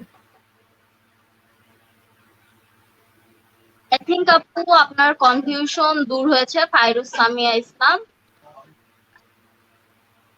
আমি আমার ক্ষেত্রে বলবো যে আমি কর্পোরেট জবটা বেশি প্রেফার করি। আমি গভর্নমেন্ট জব থেকে কর্পোরেট জবটা অনেক বেশি প্রেফার করি। পার্সোনালি আপু আমি যেটা মনে করি কি, এটা হচ্ছে যার যার যেরকম পছন্দ আর কি। মানে আপু আপনি যেটা বলেন সেটা আমিও পার্সোনালি মনে করি যে হ্যাঁ, আমি যদি রিল্যাক্সের জব চাই, আমার জব সিকিউরিটি চাই, যে না আমি যাই করি আমার জবটা থাকবে, আমার পেনশনের টাকাটাও অনেকটা চাই, তো সেই হিসাবে হচ্ছে সরকারি জবটাই হচ্ছে তার জন্য বেটার। আর যদি কেউ চায় যে না আমি আমার আমার মানসিকতার বিকাশ আন আরো ভালোভাবে, আমি নিজে হচ্ছে একদম মানে ওই যে সমাজের জন্য কাজ করবো আপু আপনি যেটা বলেন, প্লাস নিজে হচ্ছে আরো সেলফ ডেভেলপমেন্টের জন্য কাজ করব, তো সেই হিসাবে আপু আই থিঙ্ক হচ্ছে কর্পোরেট জব বেটার। কর্পোরেট জবটাতে যাওয়া অনেক বেশি জরুরি, মানে আপু কার্যকর।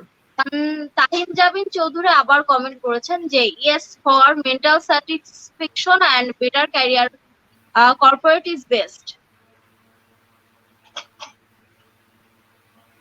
আর ফাইরুজ সামিয়া ইসলাম আবার কমেন্ট করেছে থ্যাংক ইউ সো মাচ আপু, I got my answer, yes আপু কনফিউশন রিমুভ হয়েছে। তো আপু ধন্যবাদ। আপনার answer ওনাকে মানে ওনার কনফিউশন দূর করতে সাহায্য করেছে, তো থ্যাংক ইউ আপু ওনার কনফিউশন দূর করার জন্য। ধন্যবাদ সামিয়া ইসলাম। নেক্সট কোনো কোয়েশ্চেন আছে? আর আর কোনো কোয়েশ্চেন? আপনারা প্রশ্ন জানতে চাইলে আপনারা প্রশ্ন করতে পারেন, আমি প্রশ্নের উত্তর দিব।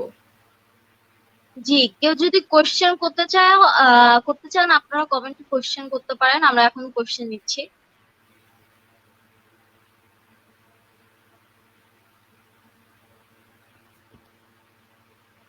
আপু আরেকজন বলেছে যে ক্যারিয়ার ইন কর্পোরেট সেক্টর, এটা নিয়ে যদি আপনি একটু ওনাকে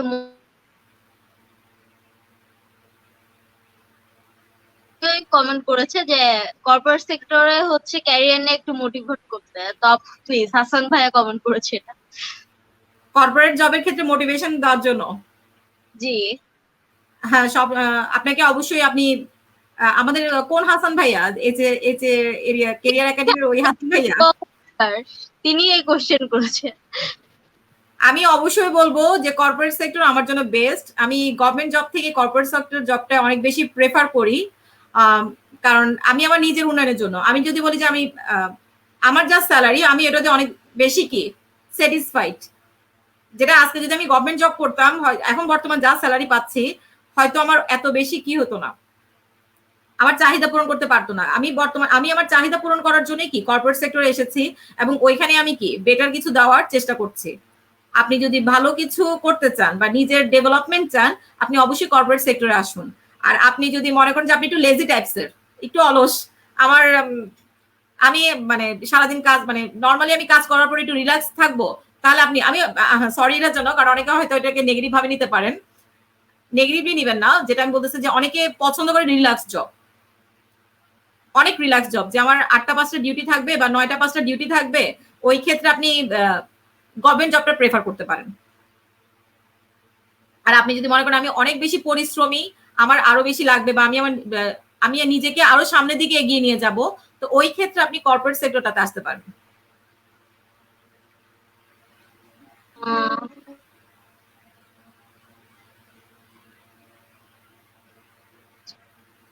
আপু আপনাকে অসংখ্য ধন্যবাদ যে আপনার এই এতক্ষণ এই মূল্যবান, আমাদের হাতেও আর কোনো কোশ্চেন নাই। তো আপনার আজকে এই অনেকেই বলেছে যে আজকের সেশনটা তাদের অনেক হেল্প করেছে, তাদের মানে ক্যারিয়ার এখন তারা কোথায় সিলেক্ট করবে, যে এটা হচ্ছে তারা কর্পোরেটেই করবে আর হচ্ছে এখানে। ও আপু আরেকটা কোশ্চেন এসেছে লাস্ট মোমেন্টে, যে এমডি মাঝার মানিক ভাইয়া কোশ্চেন করেছে, if you have slight idea about CA course please tell me, that would be better for me. আপু আপনি যদি এই ব্যাপারে জানতেন তাহলে আপনার কমিউনিকেশন। স্লাইড আইডিয়া, যদিও আমি সিএ করিনি, বাট আমি আইসিএম এর সাথে সংযুক্ত ছিলাম। আমি ফাউন্ডেশন লেভেল পর্যন্ত, মানে মানে প্রফেশনাল লেভেল পর্যন্ত ছিলাম, বাট আমার এমবিএ করার কারণে কোর্সটা করা হয়নি আইসিএম এ। তো এই ক্ষেত্রে আমি বলবো, আপনি যদি সিএ করতে চান, আপনাকে অবশ্যই অনেক বেশি পড়াশোনা করতে হবে সি এর ক্ষেত্রে।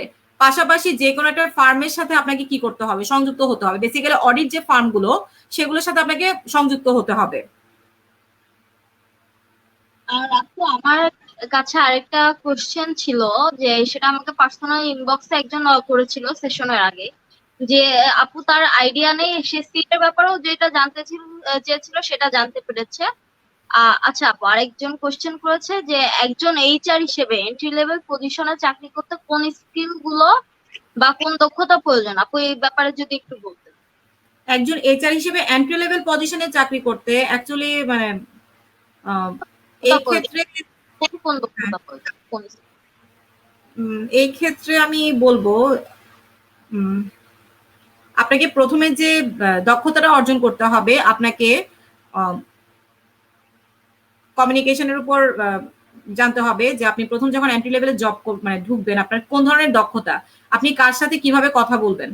আমাদের বেসিক্যালি প্রথম যে আমরা প্রবলেমটা ফেস করি, অনেকে মানে ভার্সিটি লেভেল শেষ করে যখন কর্মক্ষেত্রে প্রবেশ করে, অনেক ক্ষেত্রে স্টুডেন্টরা বুঝে না যে আসলে কার সাথে কিভাবে কথা বলতে হবে। তো প্রথমে আমাকে দক্ষতা অর্জন করতে হবে কমিউনিকেশন। আমি যখন ভার্সিটি লেভেল শেষ করে আমি যখন কর্মক্ষেত্রে প্রবেশ করব, এবং সেটা আমার এন্ট্রি লেভেল জব হবে, আমাকে প্রথমে জানতে হবে আমি যার সাথে কথা বলছি সে কতদিন ধরে এখানে আছে, বা আমাকে কিভাবে মানে অ্যাটিটিউড মেনটেন করতে হবে, মানে আমার আচরণটা কেমন হবে। যেমন অনেকে আছে যে ওরা মানে চাইল্ডিশ বিহেভিয়ার করে, মানে দৌড়াদৌড়ি করে, বা বাসে উঠে হই হুল্লোড় করে, এই জিনিসগুলো করা যাবে না। এগুলো হচ্ছে এন্ট্রি লেভেল জবের ক্ষেত্রে আপনাকে পাওয়ার পয়েন্টের কাজ জানতে হবে, আপনাকে এক্সেলের কাজ জানতে হবে, আপনাকে ইংলিশের উপর নলেজ গেদার করতে হবে। প্রথমে যেটা বলবো আপনাকে প্রথমে যে জিনিসটা জানতে হবে ম্যানারটা। এই দক্ষতাটা অর্জন করে আপনি প্রথমে কর্পোরেট লেভেলে প্রবেশ করবেন। এটা আপনার যারা এন্ট্রি লেভেলে জব খুঁজছেন প্রথমে আপনাকে সেটাই জানতে হবে, আপনাকে প্রথমে ম্যানারটা জানতে হবে। বেসিক্যালি আমরা অনেক সময় দেখি যে যারা ঢুকে প্রথমে যেমন আমরা তো এখন বর্তমান সময়ে সালাম যে কি জিনিস সেটাই আমরা ভুলে গেছি, বা গুড মর্নিং গুড ইভিনিং ভুলে গেছি। আমাকে ম্যানারটা জানতে হবে প্রথমে।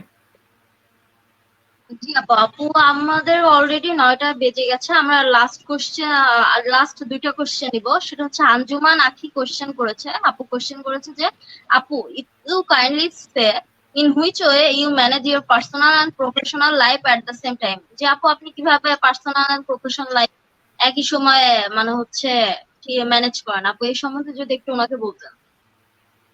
এটা অনেক ক্রিটিক্যাল একটা কোয়েশ্চেন, কারণ এক একজন এক এক ধরনের সিস্টেম ফলো করে। আমি আমার ক্ষেত্রে আমি বিবাহিত, আমার একটা বাচ্চা আছে, মেয়ে আছে। তো সকালবেলার যে আমাকে 7টা বাজে ঘর থেকে বের হতে হয়, তো আমি খুব ভোরবেলায় উঠি 5টা থেকে একদম 6টা 50 পর্যন্ত আমার ঘরের যতটুকু কাজ আছে, আমার একজন হেল্পিং হ্যান্ড আছে, ও আমাকে হেল্প করে। আমি নাস্তা টাস্তা রেডি করে আমি দেই। এরপরে আমি অফিসে যাই। অফিসে যতক্ষণ থাকি আমি ফ্যামিলির সাথে কোনো ধরনের যোগাযোগ করি না। যদি আমি খুব বেশি প্রয়োজন হয় তখন আমি ফ্যামিলির সাথে কথা বলি মোবাইলে, বাট প্রয়োজন না হলে আমি কথা বলি না। এরপর আমার সন্ধ্যার লাইফটা সন্ধ্যা থেকে শুরু করে বাকি সময়টা আমি আমার ফ্যামিলির জন্য। বা অনেক সময় দেখা যায় যে বিভিন্ন ট্রেনিং এর কারণে তাদেরকেও সময়টা ঠিক মতো দেওয়া হয় না।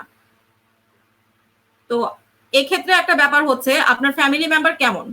আপনার ফ্যামিলি মেম্বার যদি আপনাকে অ্যাকসেপ্ট করে আপনি সব ধরনের ফেসিলিটি পাবেন, আর আপনার ফ্যামিলি মেম্বার যদি অ্যাকসেপ্ট না করে আপনি কোনো ধরনের ফেসিলিটি আপনি দুই দিক থেকে সামলাতে আপনার অনেক বেশি কষ্ট হবে। আর ফ্যামিলি সাপোর্টটা হচ্ছে সবচেয়ে বড় জিনিস। আমি আমার ফ্যামিলি সাপোর্ট পাই, আমি আমার বাবার বাড়ি থেকে বা আমার হাজবেন্ডের তরফ থেকে আমি যে সাপোর্টগুলো পাই, যার ফলে আমি আমার পার্সোনাল এবং প্রফেশনাল দুইটাই আমি কি করতে পারছি, একসাথে করে আমি কাজ করতে পারছি। যদি ফ্যামিলি সাপোর্টটা না পেতাম তাহলে হয়তো আমার জন্য অনেক বেশি কষ্টের হয়ে যেত। তো এই ক্ষেত্রে আমাদের বেসিক্যালি যারা মেয়ে আছে, ফ্যামিলি সাপোর্ট না পাওয়ার কারণে অনেক সময় দেখা যায় তাদের কেরিয়ারটা অনেক সময় কি হয়ে যায়, অর্ধেক পথে বন্ধ হয়ে যায়। সো ফ্যামিলি সাপোর্টটা সবচেয়ে বড় জিনিস। আপু এখন আর আমরা লাস্ট অলরেডি 9টা বাজে, আমরা দুইটা কোশ্চেন দিচ্ছি। সেটা হচ্ছে মৌ অর্ণিকা, সে কোশ্চেন করেছে আমি সে হচ্ছে কম্পিউটার সায়েন্সের স্টুডেন্ট, বাট আমার তেমন স্কিল নেই। আমি অফিস কোর্স মাইক্রোসফট অফিস আর কি কোর্স এন্ড গ্রাফিক্স কোর্স করেছি। আমি কি টাইপ সেক্টরে জব করতে চাইলে ভালো হবে? আমি চাচ্ছিলাম গভর্নমেন্ট। আমার প্রায়োরিটি কেমন দিবে, কোশ্চেনটা করেছে, সে চাচ্ছিল গভর্নমেন্ট তার প্রায়োরিটি কেমন দিবে। এখন যদি আপু বলতেন। আর আপু আরেকটা কোশ্চেন যেটা আমাকে পার্সোনালি করেছিল, যে চার্টার্ড অ্যাকাউন্ট হোল্ডার, যে সিএফএ চার্টার্ড অ্যাকাউন্ট হোল্ডার, সেই বিষয়ে সে এটা পার্সিউ করতে যাচ্ছে কিন্তু তার কোনোই আইডিয়া নেই। তো এই দুইটা ব্যাপারে যদি আপু আপনার অপিনিয়ন।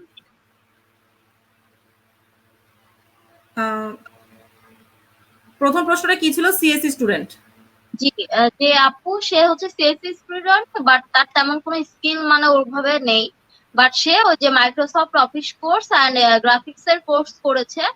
এখন সে হচ্ছে চাচ্ছে যে ক্যারিয়ার গভর্নমেন্ট জব তার হচ্ছে হয়তো ফ্যাসিলিটি প্রায়োরিটি, কিন্তু সে গভর্নমেন্ট জব করলে তার কেমন প্রায়োরিটি পাবে বা কিছু এরকম একটা কোশ্চেন করেছে। গভর্নমেন্ট জব তো সবসময় প্রায়োরিটি বেস, কারণ তাকে কেমন প্রায়োরিটি দিবে? অনেক বেশি প্রায়োরিটি, কারণ আপনি প্রথমে চিন্তা করেন যে আপনি কোন হ্যাঁ, গ্রাফিক্স এন্ড হচ্ছে কোর্স করেছে মাইক্রোসফট অফিস, সেই অনুযায়ী তার ক্ষেত্রে এখানে একটা কথা আছে। যেমন আমিও কম্পিউটার কোর্স করেছিলাম, আমি যখন স্টুডেন্ট ছিলাম কম্পিউটারে কোর্স করেছি। আমি করেছি মাইক্রোসফট ওয়ার্ড এর উপরে, আমি এমএস পাওয়ার পয়েন্টের উপরে। বাট আমার যেটা সবচেয়ে বেশি জরুরি ছিল এমএস এক্সেল, ওইটার উপর আমার কোনো ধরনের দক্ষতা ছিল না। সো আমি সব স্টুডেন্টদের ক্ষেত্রে বলবো আপনারা এমএস ওয়ার্ড এর পাশাপাশি অবশ্যই এমএস এক্সেল এর উপরে সব ধরনের কোর্স করে রাখবেন। এমএস এক্সেল এর বিভিন্ন ধরনের যে সূত্রগুলো বা ফর্মুলাগুলো আছে এগুলো অ্যাপ্লাই করা শিখবেন। কারণ আপনি যখন কর্পোরেট লেভেলে জব করতে যাবেন, আপনাকে যখন কম্পিউটারের কাজটা দিবে তখন আপনাকে এক্সেল এর উপরে কাজটা দিবে। সো এটার উপর আপনাকে অবশ্যই জানতে হবে। আপনার ওয়ার্ডের কাজটা তত বেশি থাকে না, কিন্তু এক্সেলের কাজটা সবচেয়ে, কারণ এখানে বিভিন্ন ধরনের সূত্র থাকে, বিভিন্ন ধরনের এটা কি বলে, মানে কলাম রো রিলেটেড অনেক ধরনের কাজ থাকে বা বিভিন্ন ধরনের যে শ্রেণী বিন্যাস করতে হয়। সো আপনাকে প্রথমে ওই কাজটা দিবে যে আপনি আসলে পারেন কিনা। আমাদের ক্ষেত্রেও সেম ঘটনাই ঘটে, আমরা কিন্তু ওয়ার্ডে কোনো কাজ দিই না, আমরা যে কাজগুলো দিই সেগুলো এক্সেলের। সো আমার ক্ষেত্রে প্রথমে একটু প্রবলেম ফেস করেছি, আমি কাজ করতে করতেই শিখেছি এক্সেলের উপরে, যেটা আমার প্রথমে সেই নলেজটা ছিল না। সো এখন যারা স্টুডেন্ট আছেন, যাদেরকে আমরা অন্তত বলতে পারি যে আপনারা এমএস এক্সেলের উপর, বেসিক্যালি ইংলিশের উপরে আপনার অনেক বেশি দক্ষতা থাকতে হবে, কারণ ইংলিশ আপনার মানে ইন্টারন্যাশনাল ল্যাঙ্গুয়েজ, আপনি যেখানে যান না কেন আপনার ল্যাঙ্গুয়েজটা সবচেয়ে বেশি জরুরি। আমি দুইটা প্রশ্নের উত্তর একসাথে দিয়ে দিয়েছি। একজন ভাইয়া প্রশ্ন করেছিল যে কর্পোরেট সেক্টরে ইংলিশটা কত বেশি ইফেক্টিভ, আমি দুইটা প্রশ্নের উত্তর একসাথে দিয়ে দিয়েছি। ইংলিশ এমএস এক্সেলের উপর অবশ্যই মানে দক্ষতা থাকতে হবে। আর আপু যে একজন জিজ্ঞেস করেছিল যে সিএফএ চার্টার্ড অ্যাকাউন্টেন্ট যে হোল্ডার, মানে ওটা সে ওটা পার্সিভ করতে যাচ্ছে বাট তার কোনো আইডিয়া নেই। মানে চার্টার্ড অ্যাকাউন্টেন্ট হোল্ডার যে কোর্সটা সেইটা করতে যাচ্ছে মোস্ট প্রবলি। তো আপু ওই ব্যাপারে জানেন? প্রশ্নটা বুঝতে পেরেছি। এই ক্ষেত্রে মানে উনি যদি লক্ষ্য স্থির করে যে উনি সিএটা কিন্তু অনেক লেন্দি একটা প্রসেস, আপনি ইজিলি পাস করতে পারবেন। আপনাকে এখানে কি করতে হবে, এক জায়গায় কনসেন্ট্রেট করতে হবে। তার মানে এই না যে সিএ কেউ কমপ্লিট করতে পারে না। আপনাকে অবশ্যই কি করতে হবে, আপনাকে সিএ যদি কমপ্লিট করতে হয় অবশ্যই এটার পিছনে আপনাকে লেগে থাকতে হবে। অনেক সময় দেখা যায় যে জবের পাশাপাশি সিএটা করা অনেক বেশি টাফ হয়ে যায়, আপনি যদি বেসিক্যালি অডিট ফার্মের সাথে যদি যুক্ত থাকেন, অডিট ফার্মের মাধ্যমে আপনি কি করতে পারবেন, সিএটা আপনি বেসিক্যালি করতে পারবেন। কিন্তু আপনি যদি কর্পোরেট সেক্টরে চলে আসেন তখন দেখা যায় যে আপনি সময়ের কারণে আপনার সিএটা কমপ্লিট হয় না। আপু সিএ তে জব ফ্যাসিলিটিস কেমন সে এটাও জিজ্ঞেস করেছিল। ভাই চার্টার্ড অ্যাকাউন্টেন্ট আপনাকে বুঝতে হবে, মানে সে যদি আপু জিজ্ঞেস করেছিল যে যদি পাস করতে পারে মোটামুটি ভাবে, তো তার মানে জবের স্যালারি কেমন? পিছনে তাকাতে হবে না, এতটুকু আচ্ছা। গ্যারান্টি দিতে পারি, তাকে পিছনে তাকাতে হবে না। আচ্ছা। আর আপু আরেকজন কোশ্চেন করেছে জিম ভাইয়া যে হিউম্যানিটিজ এন্ড আর্টস এর স্টুডেন্টদের হচ্ছে কর্পোরেট জবে পসিবিলিটি কম, মানে তারা যে কর্পোরেট জব করবে চান্স পাওয়ার পসিবিলিটি কম। তো এটা কতটুকু সত্য সে জানতে চেয়েছে। এটা সম্পূর্ণ রং আইডিয়া। আমি আপনাকে প্রথমেই বলেছি আপনার যে দক্ষতাগুলো আপনি এগুলো যদি অর্জন করতে পারেন, আপনার পড়াশোনার সাথে আপনার কর্মক্ষেত্রে কোনো ধরনের মিল নেই, পড়াশোনার সাথে কর্মক্ষেত্রে কোনো ধরনের মিল নেই। সায়েন্স থেকে পড়েও আপনার এইচআর জব করছে, সায়েন্স থেকে পড়াশোনা করে, তাহলে আপনি কেন পারবেন না? আপনাকে যে দক্ষতাগুলো অর্জন করতে হবে, আপনি বিভিন্ন ধরনের ট্রেনিং কোর্সগুলো করেন, আপনি এক্সেলের উপর দক্ষতা অর্জন করেন, আপনি ইংলিশের উপর দক্ষতা অর্জন করেন, আপনি পারবেন না কেন? অবশ্যই পারবেন। আর আপনার যোগাযোগটা বৃদ্ধি করতে হবে। আপু আমরা আমাদের লাস্ট কোশ্চেন নিয়ে নিচ্ছি যে ফায়সাল আল মাহমুদ উনি কোশ্চেন করেছেন, যদিও অনেক বড় কোশ্চেন, যে কর্পোরেট সেক্টর সরি এটার কোশ্চেনে আপু উত্তর আপনি আগে দিয়ে দিয়েছেন, যে তার কোশ্চেন হচ্ছে কর্পোরেট সেক্টর বলতে কি বোঝায়, একটু ডিটেলস বলবেন, আর কর্পোরেট কালচারে কি থাকা প্রয়োজন বেশি। আমি একটা কোম্পানির হেড অফিসে 5 ইয়ার্স জব করছি, কিন্তু এখন পর্যন্ত কর্পোরেট শুধু মুখে মুখে, কিন্তু অ্যাক্টিভিটিস টোটালি মুদি দোকান। আর আমি এমবিএ করেছি, স্কিল বলতে Word, Excel, PowerPoint, graphics design আছে, মানে তার মোটামুটি সব স্কিল আছে, যা সবই আমার আছে, আমি আমার জবের জন্য সাপোর্ট দিই। এখন আপু যদি বলতেন। এই ক্ষেত্রে আপনি যার আন্ডারে আছেন আপনাকে দেখতে হবে উনি কি বসি টাইপের নাকি লিডার টাইপের। উনি কি আমাকে একটু প্রশ্নের উত্তরটা দিবেন, আপনি যার আন্ডারে আছেন? ভাইয়া ফয়সাল আল মাহমুদ, আপনি যদি কার আন্ডারে আছেন তার উত্তরটা দিতেন তাহলে হয়তো আমাদের আপুর সুবিধা হতো। আপু উনি হয়তো এখনো অ্যান্সারটা দেননি। আমি ওনার প্রশ্নটা বুঝতে পেরেছি, যে এখানে আমি আপনাকে প্রথমে বলেছি আপু, একটা কথা প্রথমে বলেছি যে আমি আজকে 9 বছর ধরে একটা কোম্পানিতে আছি। আমি যে কোম্পানিতে আছি পুরো মানে ফ্যামিলির মতো, যেটা সব কোম্পানিতে নেই। আমি অনেক ধরনের কোম্পানিতে আমি যোগাযোগ করেছি, বাট অনেক সময় দেখা যায় যে অনেক সময় লিভের ফ্যাসিলিটি পাওয়া যায় না, বা আপনার যে কর্মক্ষেত্রে যে সাহায্যের ব্যাপারটা পাওয়া যায় না। আমি অনেকের সাথে কথা বলি যে আপু আমাদের ইউনিভোকটা, আপনাদের ইউনিভোক অনেক ভালো, অন্তত লিভের ফ্যাসিলিটি পাচ্ছেন, আপনাকে কাজে হেল্প করছে, আপনাকে আপনার ম্যানারের উপর আপনার অনেক সময় অনেক কিছু নির্ভর করবে। আপনার সবাই এক ধরনের মাইন্ডেড না, নেগেটিভ পজিটিভ আপনার সব জায়গায় আছে। আপনাকে কি করতে হবে, নেগেটিভ মানুষগুলোকে ইগনোর করে পজিটিভ দিকগুলোকে কি করতে হবে, পজিটিভ দিক নিয়ে সামনে আগাতে হবে। আর সব জায়গা একরকম না। আপনি যদি ঘরের ক্ষেত্রেও বলেন, আপনার ঘরের মানুষ কিন্তু সবাই একরকম না। কেউ যদি একটু পজিটিভ টাইপসের হয়, কেউ একটু নেগেটিভ টাইপসের থাকবে। আপনাকে মানিয়ে নিতে হবে, আপনাকে ধৈর্য রাখতে হবে। আপনার সব ধরনের দক্ষতা আছে, বেটার বা বেস্ট, কিন্তু আপনার ম্যানার কেমন, আপনার ধৈর্য কেমন, আপনি কাকে কিভাবে গ্রহণ করছেন, আপনি কোনো কিছুতে রিয়েক্ট করছেন কিনা, এই ক্ষেত্রেও কিন্তু অনেক সময় জবে টিকে থাকাটা নির্ভর করে। আপনাকে একজন দুষ্টমি করে একটা কথা বলল, আপনি সাথে সাথে রিয়েক্ট করলেন। আপনার কাজে প্রবলেম পেলো, আপনি সাথে সাথে রিয়েক্ট করলেন।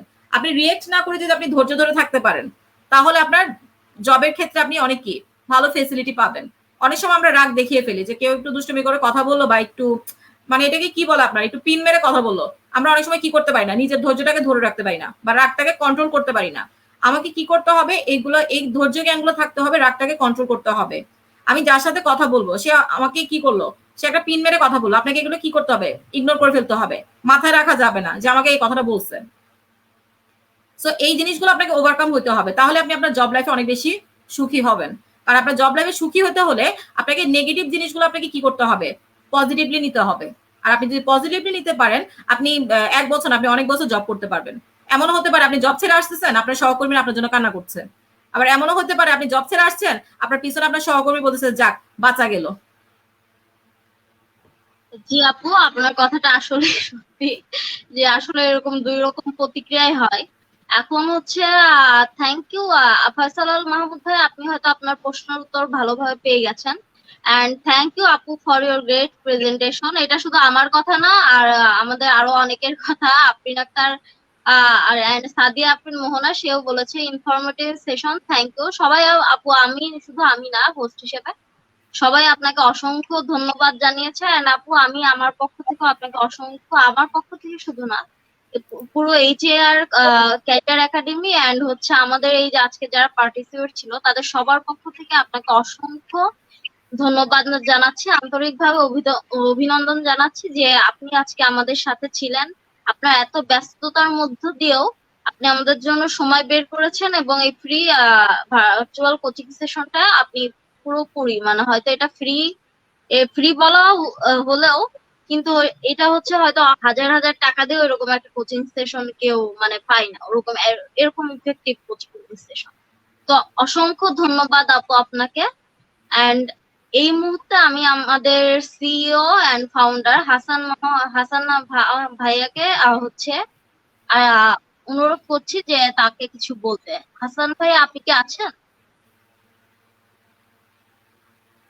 হাসান ভাই আমাদের সিইও এন্ড হচ্ছে ক্যারিয়ার একাডেমি, এই যে ক্যারিয়ার একাডেমি সেটার ফাউন্ডার। হাসান ভাই আপনি কি আছেন?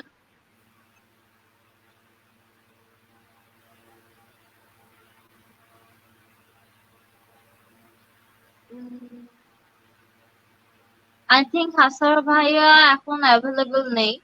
তো আমি আজকে সবাইকে অসংখ্য ধন্যবাদ জানাচ্ছি যে আমাদের এই সেশনটা অ্যাটেন্ড করার জন্য। এন্ড আপু আপনাকে অ্যাগেইন অসংখ্য ধন্যবাদ আমাদের সাথে থাকার জন্য। আর আজকের সেশনে আমরা যারা পার্টিসিপেট ছিল তাদেরকে অবশ্যই আমরা সার্টিফিকেট দিব, সার্টিফিকেট ফর পার্টিসিপেশন। এন্ড যে বেস্ট পার্টিসিপেট হবে তাকেও আমরা হচ্ছে বেস্ট পার্টিসিপেন্টের অ্যাওয়ার্ড এন্ড গিফট দিব। তো আচ্ছা, থ্যাংক আমাকে ইউ। শোনা যাচ্ছে আপু? কি ভাইয়া, আপনাকে ছাড়াই শেষ করে দিচ্ছিলাম সেশনটা, আপনি আসেননি। জি ভাই এখন আসুন, হ্যাঁ বলুন। হাসান ভাইয়া শোনা যাচ্ছে?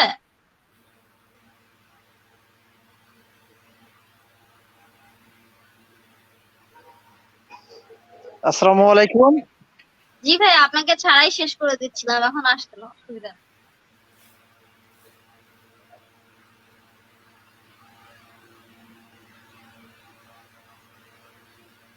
ভাইয়ের মনে হয় নেটে একটু সমস্যা হচ্ছে।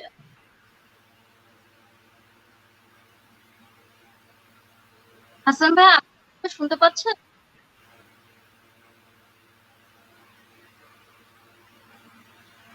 ভাইয়া জানিয়েছে ওনার একটু নেট প্রবলেম, তো আই থিঙ্ক ওনার এখনো নেট প্রবলেমটা কাজ করছে। আচ্ছা, হাসান ভাই আমাদের জানিয়েছেন যে তার নেট প্রবলেম হয়ে গেছে। তো হ্যাঁ, আমরা এখন এই মুহূর্তে আমাদের এই সেশনটা ক্লোজ করছে। এন্ড আপু, আপনাকে অসংখ্য ধন্যবাদ, এবং তার সাথে আমি ধন্যবাদ জানাচ্ছি আমাদের পার্টিসিপেন্ট এন্ড ভিউয়ার্সদের, যে যারা এতক্ষণ কষ্ট করে আমাদের সেশনটা দেখেছেন, আমাদের কন্টেন্ট গুলো শুনেছেন। অসংখ্য ধন্যবাদ। এন্ড আমরা আবার আপনাদের মতো তরুণদের জন্য নতুন সেশন নিয়ে অন্য একটি পর্বে হাজির হব।